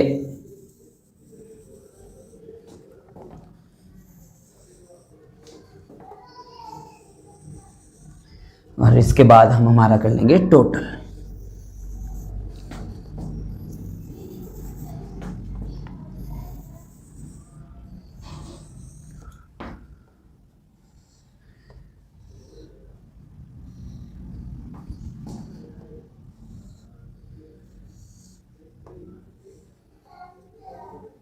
ध्यान रखिएगा, आप कहीं ये रेड कलर से और ऐसे करने लग जाएंगे, आपको ऐसा कुछ भी नहीं करना है, आपको सिंगल कलर ही यूज करना है। ब्लैक और ब्लू आप यूज कर सकते हैं, डजंट मैटर। फॉर्मेट के लिए ब्लैक यूज कर सकते हैं, नॉर्मल टेक्सचर के लिए आप ब्लू यूज कर सकते हैं। और लास्ट में हमारा क्या आ गया, टोटल आ गया। बोथ साइड इक्वल हो जाएंगे, जैसे अपन यूजुअली 11th स्टैंडर्ड से जो हम सीखते हैं कि हर अकाउंट का टोटल हमें इक्वल करना पड़ता है, सिवाय बैलेंस शीट को छोड़कर। वो ऑब्वियसली मैच तभी होती है जब दो बोथ साइड इक्वल होते हैं। अब क्या था पार्टनर्स कैपिटल अकाउंट में, हर एक स्टूडेंट की यही क्वेरी थी। मोस्टली स्टूडेंट जो ऑफलाइन क्लासेस में पढ़ते हैं वो भी यही कहते हैं, सर पार्टनर्स कैपिटल बहुत बड़ा है, सर पार्टनर्स कैपिटल नहीं आता। यार इतना इजी कंसेप्ट है, इसमें है क्या। बैलेंस ब्रोक डाउन किया, करंट अकाउंट का कोई है तो ऑब्वियसली लिख देंगे। रियलाइजेशन का अगर किसी भी पार्टनर ने लायबिलिटी पेड की है तो लिख देंगे। अगर कोई प्रॉफिट एंड लॉस का क्रेडिट बैलेंस ऑब्वियसली प्रॉफिट है तो बांट दिया जाएगा, लॉस है तो इधर बांट देंगे। अगर किसी पार्टनर ने एसेट्स ली है तो उसको लिख दिया जाएगा। रियलाइजेशन से अगर प्रॉफिट हुआ तो इस साइड लिखेंगे, लॉस हुआ तो इस साइड लिखेंगे। कैलकुलेट करिए, डिफरेंस देखिए, अगर इस साइड डिफरेंस आ रहा है तो टू बैंक कर दीजिए, और अगर इस साइड बैंक डिफरेंस आ रहा है तो इधर बाय बैंक कर दीजिए। ये लीजिए, आपका पार्टनर्स कैपिटल अकाउंट पूरा आता है। Take the screenshot, then so we can have the one step ahead. I hope आपने स्क्रीनशॉट ले लिया होगा। अब बात करते हैं पार्टनर्स लोन अकाउंट की। देखो पार्टनर्स लोन अकाउंट में इतना इजी कंसेप्ट है कि आप ये कहेंगे सर बस हो ही गया पार्टनर्स लोन अकाउंट। सीधा सा फॉर्मेट है जनाब, कुछ भी नहीं करना। फॉर्मेट बनाना है सिंगल, चाहे वो एक पार्टनर का लोन हो, दो पार्टनर का लोन हो, मोस्ट प्रोबेबली आपको एक ही पार्टनर का लोन मिलेगा, इससे ज्यादा नहीं मिलेगा। तो ऑब्वियसली अपन क्या करेंगे, चलिए मैं आपको छोटा सा यूटिलाइज, चलिए यहां तो नहीं बता पाऊंगा, इसका तो स्क्रीनशॉट लेने की जरूरत पड़ेगी आपको। सिंपल सी बात है, सिंगल कॉलम फॉर्मेट बनाइएगा। Date, sorry not for date, particular amount जिस भी पार्टनर के नाम से। एक तरफ से ऑब्वियसली अपन क्या करेंगे, अगर कोई जिन्होंने भी लोन दिया, जैसे मान लीजिए कि एक्स ने लोन दिया या एक्स का लोन अकाउंट है, तो पर्टिकुलर अमाउंट यहां पे क्या आ जाएगा, बाय बैलेंस बीडी और उसका लोन अमाउंट। सीधी सी बात है। और यहां पे क्या कर देंगे, उसको पेमेंट कर देंगे टू बैंक अकाउंट, खत्म, और कुछ भी नहीं है। उसका बैलेंस ब्रोक डाउन किया, बाय बैलेंस बीडी, अमाउंट लिखी और डेबिट साइड में टू बैंक और टू कैश, जो आपका मन करे, और पार्टनर्स लोन अकाउंट खत्म है यार। एक फोबिया बना हुआ है स्टूडेंट्स के बीच में, sir dissolution of a firm का या डेथ ऑफ ए पार्टनर का या रिटायरमेंट ऑफ ए पार्टनर का पार्टनर्स लोन अकाउंट नहीं आता हमें यार। ऐसा डिसोल्यूशन ऑफ फर्म चल रहा था, वॉल्यूम फर्स्ट का लास्ट चैप्टर, आज उसकी लास्ट वीडियो रहेगी। कंसेप्चुअल जितने भी थे, कैलकुलेशन बेसिस जितने भी थे, सारे पूरे कर लिए हमने। आइए बढ़ते हैं न्यूमेरिकल्स की तरफ। हमारा जो चैप्टर चल रहा था डिसोल्यूशन ऑफ फर्म, शुरुआत करेंगे हमारे फर्स्ट क्वेश्चन से। चलिए मैं क्वेश्चन आपको यहां पे बोल देता हूं, और अगर आपके पास बुक है, टीएस गरेवाल बुक है, तो आप ऑब्वियसली टीएस गरेवाल का फर्स्ट न्यूमेरिकल क्वेश्चन अपन सोल्व करने जा रहे हैं। क्वेश्चन बोल देता हूं, आप वर्डिंग्स पे ध्यान दीजिएगा। Land and building book value 1,60,000। चलिए question number 1, land and building book value दी हुई है इसकी 1,60,000, और हमने इस लैंड एंड बिल्डिंग को ऑब्वियसली कह रहे हैं सोल्ड फॉर रुपीज 3 लाख। इसी बिल्डिंग को, जिसकी बुक वैल्यू कितनी है 1,60,000 है, हमने इसको सोल्ड किया है, sold for 3 lakh rupees with the help of A broker. एक ब्रोकर की हेल्प से, जिसने क्या कहा था कि भाई जो भी इसकी सेलिंग प्राइस होगी उसका 2% कमीशन उसको मिलेगा, यानी इसको कमीशन कितना मिल रहा है 2%। तो ऑब्वियसली क्या करेंगे, जो सेलिंग प्राइस है उसमें से उसका कमीशन हटा देंगे, बाकी हम रिसीव कर लेंगे। चलिए आ जाइए कर लेते हैं सॉल्व। जनरल एंट्रीज देनी है हमें, तो सीधी सी बात है पहली ही जनरल एंट्री हमारी जो रहेगी वो क्या रहेगी, फर्स्ट क्वेश्चन की, कि 3 लाख का 2% कितना होगा। चलिए मैं आपको बता देता हूं, अगर आपको 2% कैलकुलेट करना नहीं आता तो ऑब्वियस सी बात है मैं उसको भी क्लैरिफाई कर दूंगा। यहां पे तो साफ दिख रहा है कि 6000 रुपीज है उसका 2%, और जिसको नहीं आता वो देख लीजिएगा परसेंटेज कैसे कैलकुलेट करते हैं। 3 लाख मल्टीप्लाई बाय 2/100, 20 से 20 और मल्टीप्लाई बाय 6000। तो 3 लाख में सोल्ड किया था, 6000 उसका कमीशन था ब्रोकर का, उसको दे दीजिए। हमारे पास अमाउंट कितनी बच गई, 2,94,000। तो ऑब्वियसली हमें जो जनरल एंट्री बतानी है, हम क्या लिखेंगे, बैंक अकाउंट डेबिट, कितना पैसा आया हमारे पास 2,94,000 टू कौन सा अकाउंट, रियलाइजेशन अकाउंट, क्योंकि बुक वैल्यू 160 थी, रियलाइज किया या रियलाइजेशन अकाउंट बनाया तभी तो जाके पता चला कि मार्केट वैल्यू कितनी है 3 लाख है। तो आर रियलाइजेशन अकाउंट कितने में सेल हो रही है, 2,94,000 हमारे पास आ रहा है बैंक या फिर कैश। नरेशन जो रहेगा हमारा क्या हो जाएगा, being land and building sold, being land and building sold for 3 lakhs भी लिख सकते हैं, अगर आप चाहें तो डायरेक्ट लिख सकते हैं being land and building sold at 2% commission. ये लीजिएगा, ध्यान रखिएगा अगर 2 मार्क्स का आपका क्वेश्चन जनरल एंट्री से रिलेटेड आता है तो डेफिनेटली आपको नरेशन लिखना चाहिए, और आप जो क्वेश्चन लिखेंगे वो भी कंप्लीट फॉर्मेट में लिखेंगे, पर्टिकुलर अमाउंट, डेबिट, क्रेडिट और बाद में उसके नरेशन। ठीक है, आइए बढ़ते हैं, एक क्वेश्चन और देख लेते हैं, फिर देख लीजिएगा इसके बारे में। लैंड एंड बिल्डिंग जिसकी बुक वैल्यू थी 160, solve for 3 lakh with the help of a broker जिसने 2% कमीशन चार्ज किया। तो 3 लाख का 2% कितना हुआ 6000, माइनस करेंगे 2,94,000, that will be our cash balance और bank balance. Then bank account debit 2,94,000 to realisation account 2,94,000। Take the screenshot if you want to, otherwise we should get one more step ahead. चलिए आगे बढ़ते हैं।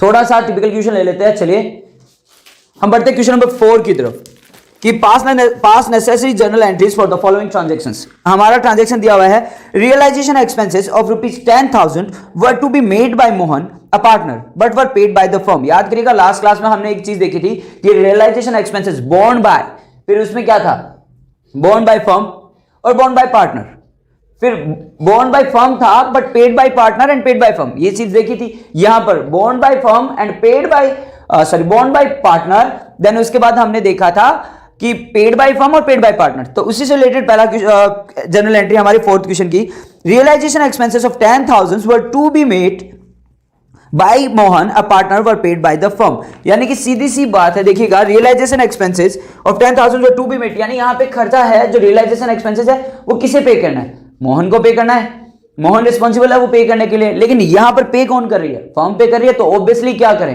Partners capital को debit कर देते हैं। यानी हमारा 4th क्वेश्चन का पहला जो ट्रांजैक्शन रहेगा वो एंट्री हो जाएगी हमारी मोहन्स कैपिटल अकाउंट डेबिट। ठीक है, आपको जो डेबिट क्रेडिट का जो फॉर्मेट है वो पर्टिकुलर डेट अमाउंट के हिसाब से दिखाना है, पर्टिकुलर अमाउंट डेबिट क्रेडिट के हिसाब से। टू पे कौन कर रही है, फर्म पे कर रही है, तो टू बैंक अकाउंट कितना 10,000। लीजिए ये 10,000 रुपीज हमने किसको चार्ज कर दिया, किसको डेबिट कर दिया, मोहन के कैपिटल अकाउंट को डेबिट कर दिया। ऑब्वियसली क्योंकि उसको पे करना था, लेकिन इन क्वेश्चन पे कौन कर रही है, फर्म पे कर रही है। तो हम क्या करेंगे, यहां पे नरेशन लिखेंगे, being expenses payable by Mohan,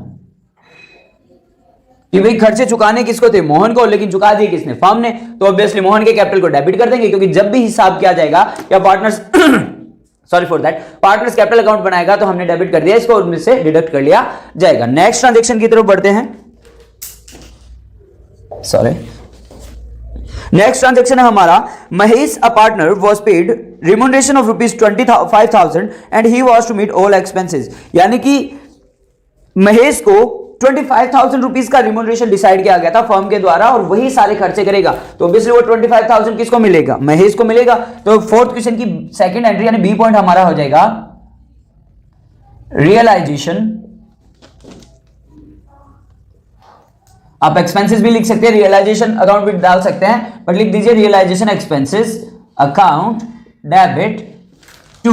यहां पे ये पैसा मिलेगा किसको, मोहन को, मोहन और क्या नाम दिया हुआ है, Mahesh, sorry to Mahesh capital account. कितने रुपए, 25,000। देखिएगा नरेशन आप अपने अकॉर्डिंग लिख सकते हैं, इसके लिए कोई बाउंडेशन नहीं है, नरेशन का काम आपको सौंप रहा हूं यहां पे। नेक्स्ट एंट्री जो हम देख रहे हैं सी पार्ट, वो कह रहे हैं Suresh a partner was paid remuneration of ₹20,000। Suresh जिसको एक रिम्यूनरेशन दिया गया था 20,000 का, and he was to meet all expenses, और उसी को सारे खर्चे करने थे, but firm paid an expense of ₹5,000। लेकिन यहां पर फर्म ने क्या किया है, 5,000 रुपए का एक्सपेंसेस पे किया है। तो ऑब्वियसली हमारी जो एंट्री हो जाएगी वो क्या रहेगी, रियलाइजेशन एक्सपेंसेस अकाउंट डेबिट। देखिए कितना खर्चा हुआ एक्सपेंसेस का, 20,000,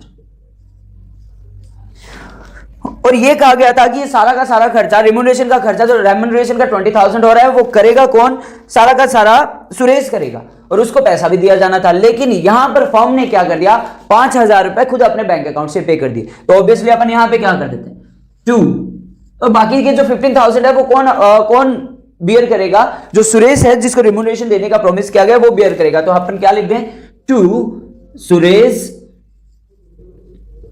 कैपिटल अकाउंट। कितने रुपए, देखिएगा 20,000 था, 5,000 फर्म ने पे कर दिया, तो 15,000 इसे मिल जाएंगे।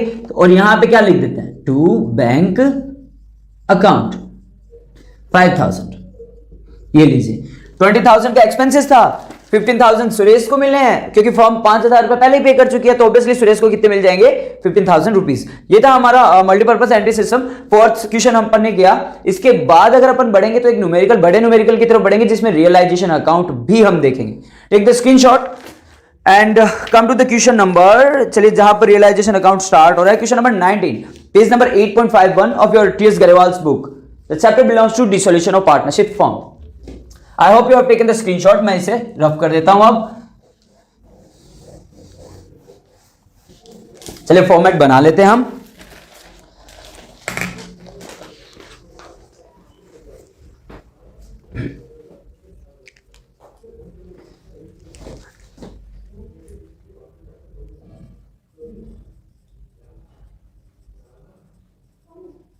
Realisation account.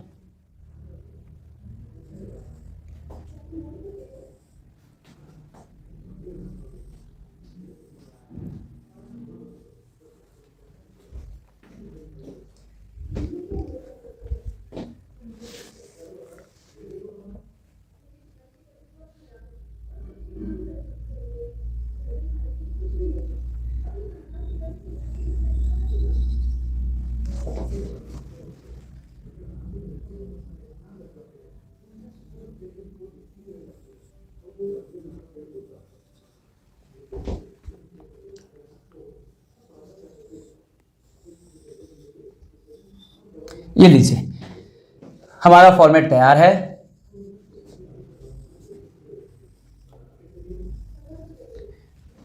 चलिए शुरुआत करते हैं क्वेश्चन की तरफ। ये हमारा डेबिट साइड हो गया, ये हमारा क्रेडिट साइड हो गया। Particular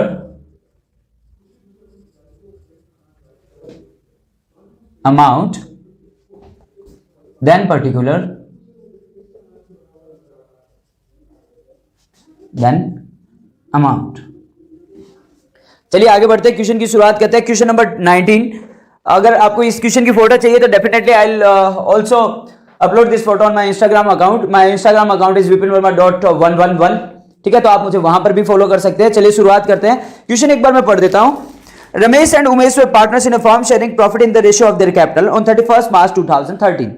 age their balance sheet as follows. तो भाई पहला ही काम हमें जो क्या करना है, जैसे हमने पहले भी डिसाइड किया था कि जितनी भी एसेट्स है उनको अपन ट्रांसफर करेंगे और जितनी भी लायबिलिटीज है उनको भी हम क्या कर लेंगे, ट्रांसफर कर लेंगे। तो आइए शुरुआत करते हैं। सबसे पहले हमारे पास देखिएगा एसेट्स में दिया हुआ बैंक, तो ऑब्वियसली बैंक को तो ट्रांसफर नहीं करेंगे, as we discussed in the previous classes और प्रीवियस वीडियोस कि बैंक अकाउंट और कैश अकाउंट का बैलेंस कभी भी ट्रांसफर नहीं किया जाएगा। नेक्स्ट बढ़ते हैं, दिया हुआ हमें टू डेटर्स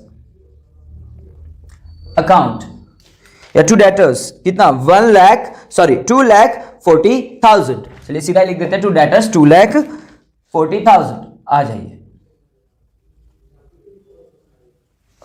फिर उसके बाद दिया हुआ हमें टू स्टॉक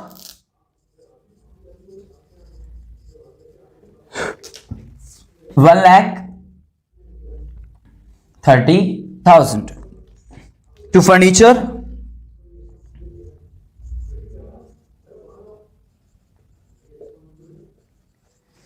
2 दिया हमें 2 लाख रुपीस। उसके बाद दिया हुआ है हमें मशीनरी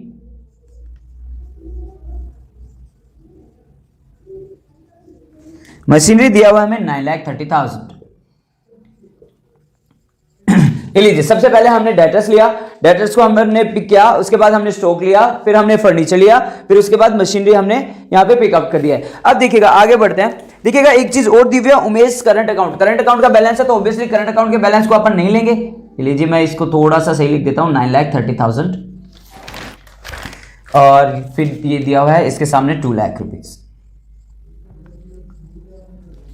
और as we discuss before the same procedure में क्या किया जाएगा, लायबिलिटीज को ट्रांसफर कर दिया जाएगा। क्या लिख देते हैं अपन यहां पे, सॉरी एक्सक्यूज मी गाइस,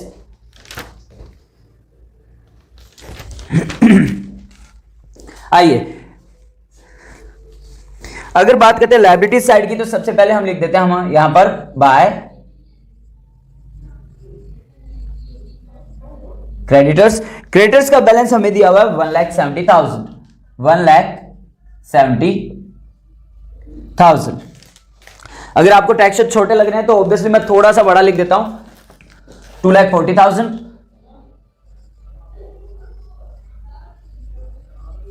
1,30,000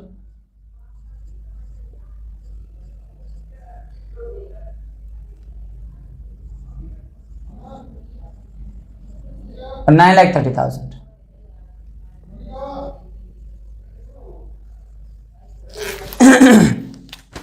चलिए क्रेडिटर्स को ट्रांसफर करने के बाद क्या हमारे पास कुछ और भी बच रहा है, वर्कमैन कंपनसेशन रिजर्व नहीं ऑब्वियसली, क्योंकि किसी भी तरीके का रिजर्व जो होता है उसको डायरेक्टली बांट दिया जाता है among the all partners in all PSR. फिर जनरल रिजर्व है, इसको भी बांट दे देंगे अपन। रिजर्व है तो ऑब्वियसली क्रेडिट बैलेंस होगा और क्रेडिट बैलेंस है तो एडजस्ट कैसे करेंगे, general reserve account debit to partners capital account, जो भी पार्टनर्स है रमेश एंड उमेश उनको डिवाइड कर दिया जाएगा। फिर रमेश का करंट अकाउंट कैपिटल बैलेंस दिया हुआ है रमेश और उमेश का, तो ऑब्वियसली वो चीजें यहां पर नहीं आएगी। आइए बढ़ते हैं हमारी एडिशनल इंफॉर्मेशन की तरफ। सबसे पहली बात कि Ramesh to cover 50% of stock. Stock कहां है हमारा, यहां पर ये रहा जरा 50% ऑफ स्टॉक, यानी 1,30,000 का स्टॉक है हमारा। चलिए देखते हैं आगे क्या कहता है। To cover 50% of stock of at ₹10,000 less. चलिए दो भागों में बांट लेते हैं, 50-50% कर देते हैं, 65,000 और 65,000। अब ये कह रहे हैं रमेश ने जो स्टॉक का 50% था वो ले लिया है कितने रुपए में, 10,000 रुपीज लेस में। चलिए 50% स्टॉक कितना हो गया, 65 माइनस कर देते हैं 10,000, यानी कितने रुपए में ले रहा है रमेश स्टॉक को, 55,000 को। ये लीजिए, तो यानी हमारी जो नेक्स्ट एंट्री जो रहेगी स्टॉक से रिलेटेड वो ऑब्वियसली अपन क्या लिखेंगे, बाय रमेश करंट अकाउंट। चलिए लिख देते हैं बाय रमेश करंट अकाउंट। देखिएगा जब करंट अकाउंट और कैपिटल अकाउंट दोनों ही चीजें दी हुई होती है तो ऑब्वियसली कोई भी एसेट्स या लायबिलिटीज का पे आउट या रिसीवेबल होता है तो ऑब्वियसली कहां से एडजस्ट किया जाएगा, करंट अकाउंट्स के साथ में रिलेट किया जाएगा। ध्यान रखिएगा ये वर्किंग नोट आप कहां दिखा सकते हैं, क्वेश्चन से एक्स्ट्रा दिखा सकते हैं, चाहे तो आप यहां पर भी दिखा सकते हैं। आप यहां दिखाना चाहेंगे तो कैसे दिखाएंगे, 1,30,000 मल्टीप्लाई बाय 50% और माइनस कर देंगे कितना, 10,000। कितना बच गया हमारा, 55,000 रुपीज। ये कहां आ जाएगा, यहां पर ठीक है, अब चाहे तो इसको यहां ना दिखा करके डायरेक्ट वर्किंग नोट में दिखा सकते हैं, that will B also impressive. तो चलिए मैं इसको यहां से गायब कर देता हूं और इसको वर्किंग नोट में दिखा देंगे अपन, ज्यादा बेहतर रहेगा। नेक्स्ट आगे बढ़ते हैं। The remaining stock was sold at A loss of ₹15,000, यानी ये वाला तो ऑब्वियसली किसके पास चला गया, रमेश के पास। अब बात आ रही है कौन से स्टॉक की, इस स्टॉक की, कि ये जो 65,000 रुपीज है उसको 15,000 रुपीज के लॉस में बेच दिया गया। स्टॉक 65 है, लॉस 15,000 हो रहा है, तो ऑब्वियसली माइनस करेंगे 15,000 और बच जाएगा कितना, 50,000 रुपए में हम इसको बेच रहे हैं। तो ऑब्वियसली हमारे पास स्टॉक बेचने के बाद पैसा आ रहा है, तो हम क्या लिखेंगे, by bank account, by bank account. क्या स्टॉक कितने रुपए में बेच रहे हैं, 50,000 में, चलिए लिख देते हैं 50,000, इसको रफ कर देता हूं। आगे बढ़ते हैं, आगे दिया हुआ है debtors were realise at a discount of ₹5%, कि जो डेटर्स थे ऑब्वियसली उन डेटर्स को 5% लेस से रियलाइज किया गया है डिस्काउंट के साथ में, यानी जितने भी डेटर्स है, आप देखते हैं डेटर्स हमारे कितने थे, डेटर्स थे 2,40,000,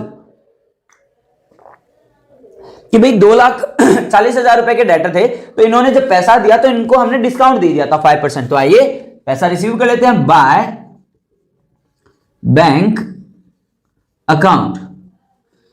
कितना है, 2,40,000 माइनस 2% और 5%, माइनस 5%। 2,40,000 का 5% कितना हो गया, 24,000, 10% होता है 12,000, यानी 2,40,000 में से 12,000 लेस करेंगे तो यानी हमारे पास कितना पैसा आ रहा है, 2,28,000। ये क्या आ गया, हमारा डेटर्स का एडजस्टमेंट आ गया। आगे बढ़ते हैं। आगे हमें दिया हुआ है furniture was taken over by Umesh for ₹50,000, यानी जो फर्नीचर है वो किसने ले लिया है, 50,000 रुपए में उमेश ने ले लिया है। तो आइए देखते हैं, फर्नीचर था कितने का, 2 लाख रुपए का, और उमेश लेके जा रहा है कितने रुपए में, 50,000 में।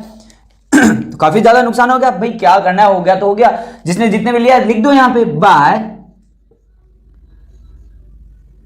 उमेश, कौन सा अकाउंट आएगा, करंट अकाउंट, कितने रुपए में, 50,000। और कह रहे हैं मशीनरी वाज सोल्ड फॉर 4,50,000। देखिएगा मशीनरी 9,30,000 की थी, हमें नहीं फर्क पड़ रहा कि भाई कितने में है, क्योंकि फर्म डिसोल्यूट हो रही है, तो ऑब्वियसली मशीन जो भी एसेट बेचेंगे उन्हीं के इसी तरीके के प्राइसेस मिलेंगे। तो चलिए लिख देते हैं बाय बैंक। उमेश ने क्या लिया था, फर्नीचर लिया था। आप चाहे तो यहां पर लिख सकते हैं क्या, नीचे वाली लाइन में एफ या फिर फर्नीचर के नाम से पूरा, ठीक है, बाय बैंक अकाउंट। मशीनरी जो है इसके लिए आप एम लिख सकते हैं, आपकी मर्जी है, पूरा भी दिखा सकते हैं लिख करके। मशीनरी कितने में बेच रहा है, 4,50,000 में, तो हमारे पास कितना पैसा रिसीव होगा, 4,50,000। चलिए आगे बढ़ते हैं। Creditors were paid in full, creditors जितने भी थे उनको डायरेक्टली पूरे के पूरे पैसों में पे कर दिया गया, तो हम क्या लिख देंगे, टू बैंक अकाउंट। अब क्या लिख दीजिएगा यहां पर, क्रेडिटर्स। आप इसको नीचे भी लिख सकते हैं, इसके और इसके आगे भी लिख सकते हैं। कितने में पे कर रहे हैं, पूरा का पूरा 1,70,000। आगे कह रहा है there was an unrecorded bill for repairs ₹1,60,000 which was settled at 1,40,000, कि भाई एक अनरिकॉर्डेड बिल था रिपेयर्स का जिसको रिकॉर्ड ही नहीं किया था। अब भले ही रिकॉर्ड ना किया हो लेकिन पैसे तो देने पड़ेंगे। अब कोई बंदा था जिसको रिपेयरिंग के पैसे देने थे 1,60,000, जो हमने नहीं लिखे थे, कभी रिकॉर्ड नहीं किए थे, लेकिन वो तो अब फॉर्म डिसोल्यूट कर रहे हैं, तो आ गया कितना, मेरे पैसे दीजिए, तो दे देते ऑब्वियसली। पार्टिकुलर्स लिख दीजिएगा यहां पर, ठीक है। काफी सारे स्टेटमेंट्स आ जाते हैं। 1,60,000 को अपन सेटल डाउन कर रहे हैं कितने में, 1,40,000 में, तो लिख दीजिए यहां पर टू बैंक अकाउंट। क्या, अनरिकॉर्डेड बिल। ध्यान रखिएगा आप ये पूरा लिखे, चाहे तो नीचे भी लिख सकते हैं, 1,40,000। चलिए इतनी चीजें थी इसके अलावा और कुछ नहीं बचा हमारे क्वेश्चन में। तो आइए आगे बढ़ते हैं, अपन टोटल कर लेते हैं पहले इस साइड का। इस साइड का अगर टोटल करें तो 2,40,000, 2,70,000, 3,70,000, 5,70,000, 6 लाख, 15 लाख, 16 लाख, 70,000 और देन 17 लाख 10,000 एंड 1 लाख हो गया 18 लाख 10,000। चलिए यहीं पे टोटल कर लेते हैं हम 18,10,000 और यहां का टोटल देख लेते हैं। ऑब्वियसली इस साइड का टोटल कम ही दिख रहा है मुझे, तो लॉस होगा 170, 225, 275 और 275 एंड 8, 283, 3,03,000, 5,03,000, 5,53,000 और 6,03,000 और यहां पर हो गया 10,03,000। चलिए देख लेते हैं, एक बार के लिए अपन देख लेते हैं। 18,10,000 और हमारा था 10,03,000, 10,03,000 कितना आ रहा है हमारे पास? 0 0 0 देन 7 देन अगेन 0 और देन 8 में लेस किया 8,07,000, यानी कि let's check out the answer. Obviously 8,07,000 जो आ रहा है, देखो डेबिट साइड का बैलेंस ज्यादा, क्रेडिट साइड का बैलेंस कम है, तो ऑब्वियसली हम क्या फेस कर रहे हैं? लॉस फेस कर रहे हैं। तो ध्यान रखिएगा, आपको अलग अलग या डिफरेंट कलर्स यूज करके नहीं दिखाने, बट मैं आपको आंसर के लिए इससे डिनोट कर रहा हूं बाय रियलाइजेशन लॉस अकाउंट। कितना? 8,07,000, 8,07,000। अब अगर क्वेश्चन में इक्वली उन्होंने शेयर किया है तो आप इक्वली बांट दीजिए। अगर किसी और तरीके का कोई पीएसआर दिया हुआ है तो ऑब्वियसली ये इनके कैपिटल के रेशियो में शेयर कर रहे हैं। ऑब्वियसली कैपिटल अगर अपन देखें तो जिस भी हिसाब से कैपिटल इनकी दी हुई है, कैपिटल इन्होंने दी हुई है दोनों पार्टनर्स की, कैपिटल अकाउंट में 7 लाख और 3 लाख के हिसाब से, तो यानी 7:3 में आप इसको बांट दीजिएगा। अगर बात करें अपन 7:3 की, तो 7/10, 8,07,000 मल्टीप्लाई बाय 7/10, यानी कि ये अप्रोक्स जो वैल्यू बैठेगी तकरीबन हमारा आएगा 5,64,900 के अप्रोक्स। आई थिंक 5,64,900 किसके हिस्से में आएगा? रमेश के हिस्से में, और जो बचा हुआ अमाउंट है वो किसके हिस्से में आ जाएगा? उमेश के हिस्से में। चलिए देख लेते हैं एक बार, यहां लिख देते हैं अपन क्या? रमेश कैपिटल कितना? 5,64,900। और अगर इसकी बात करें 8,07,000 मल्टीप्लाई बाय 3/10, चलिए आप कैसे डिवाइड करेंगे देख लीजिएगा, मैं आपको बता देता हूं। 8,07,000 कैपिटल था 7/10 और उसका हिस्सा कितना हो जाएगा? 3/10। ठीक है, अगर 5,64,900 उसका आ रहा है तो उसके बैलेंस में आ जाएगा तकरीबन ओके 2 लाख अप्रोक्स कुछ आएगा, 2,42,100 आई थिंक। चलिए देख लेते हैं, 2,42,100, 7 then 8 then 8 lakh. Okay perfect, यानी हमारा आंसर एकदम परफेक्ट है। और टोटल की अगर बात करें तो हम यहां पर टोटल जो दिखाएंगे वो कितना हो जाएगा हमारा? 18,10,000। चलिए मैं टोटल थोड़ा डिफरेंट कलर यूज कर लेता हूं। 18,10,000 और इस साइड के टोटल की भी बात करें तो हमारा टोटल हो जाएगा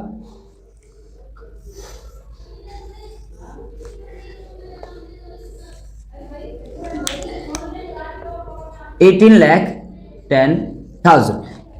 ये लीजिए, ये था हमारा रियलाइजेशन अकाउंट। लाइंस को लेकर के या डायग्राम को लेकर के थोड़ा सा मिसबैलेंस हो गया है, तो उसको थोड़ा सा देख लीजिएगा। मैं थोड़ा यहां लिख देता हूं 2,42,100। चलिए अब इसको भी सही कर ही देते हैं।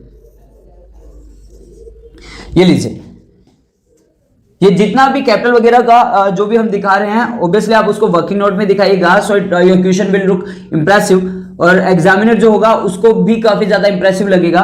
जो भी एक्स्ट्रा लाइन है उसको अपन रब कर देते हैं। ये लीजिए, आपका जो रियलाइजेशन अकाउंट है 19 क्वेश्चन का नियर अबाउट काफी सारे कंसेप्ट हमने क्लियर किए इसमें। अगर यही प्रॉफिट बैलेंस होता तो रियलाइजेशन प्रॉफिट इस साइड में आ जाता, लॉस है तो ऑब्वियसली इस साइड में लिख दिया। आई होप आपको जनरल एंट्री से रिलेटेड भी कंसेप्ट क्लियर हुए होंगे। रियलाइजेशन अकाउंट भी हमने देख लिया है। आपको in case if you face any kind of problem, any kind of queries if you are having, that you can DM me on my thumbnail. Obviously मेरे हर वीडियो के थंबनेल पे मेरा व्हाट्सएप नंबर भी है, मेरी इंस्टाग्राम आईडी भी, आप डायरेक्टली फॉलो भी कर सकते हैं और आप मुझे डीएम भी कर सकते हैं। अगर आपको क्लासेस बेनिफिशियल लगती है, then if you really find the classes beneficial, then don't forget to like, comment, subscribe and share.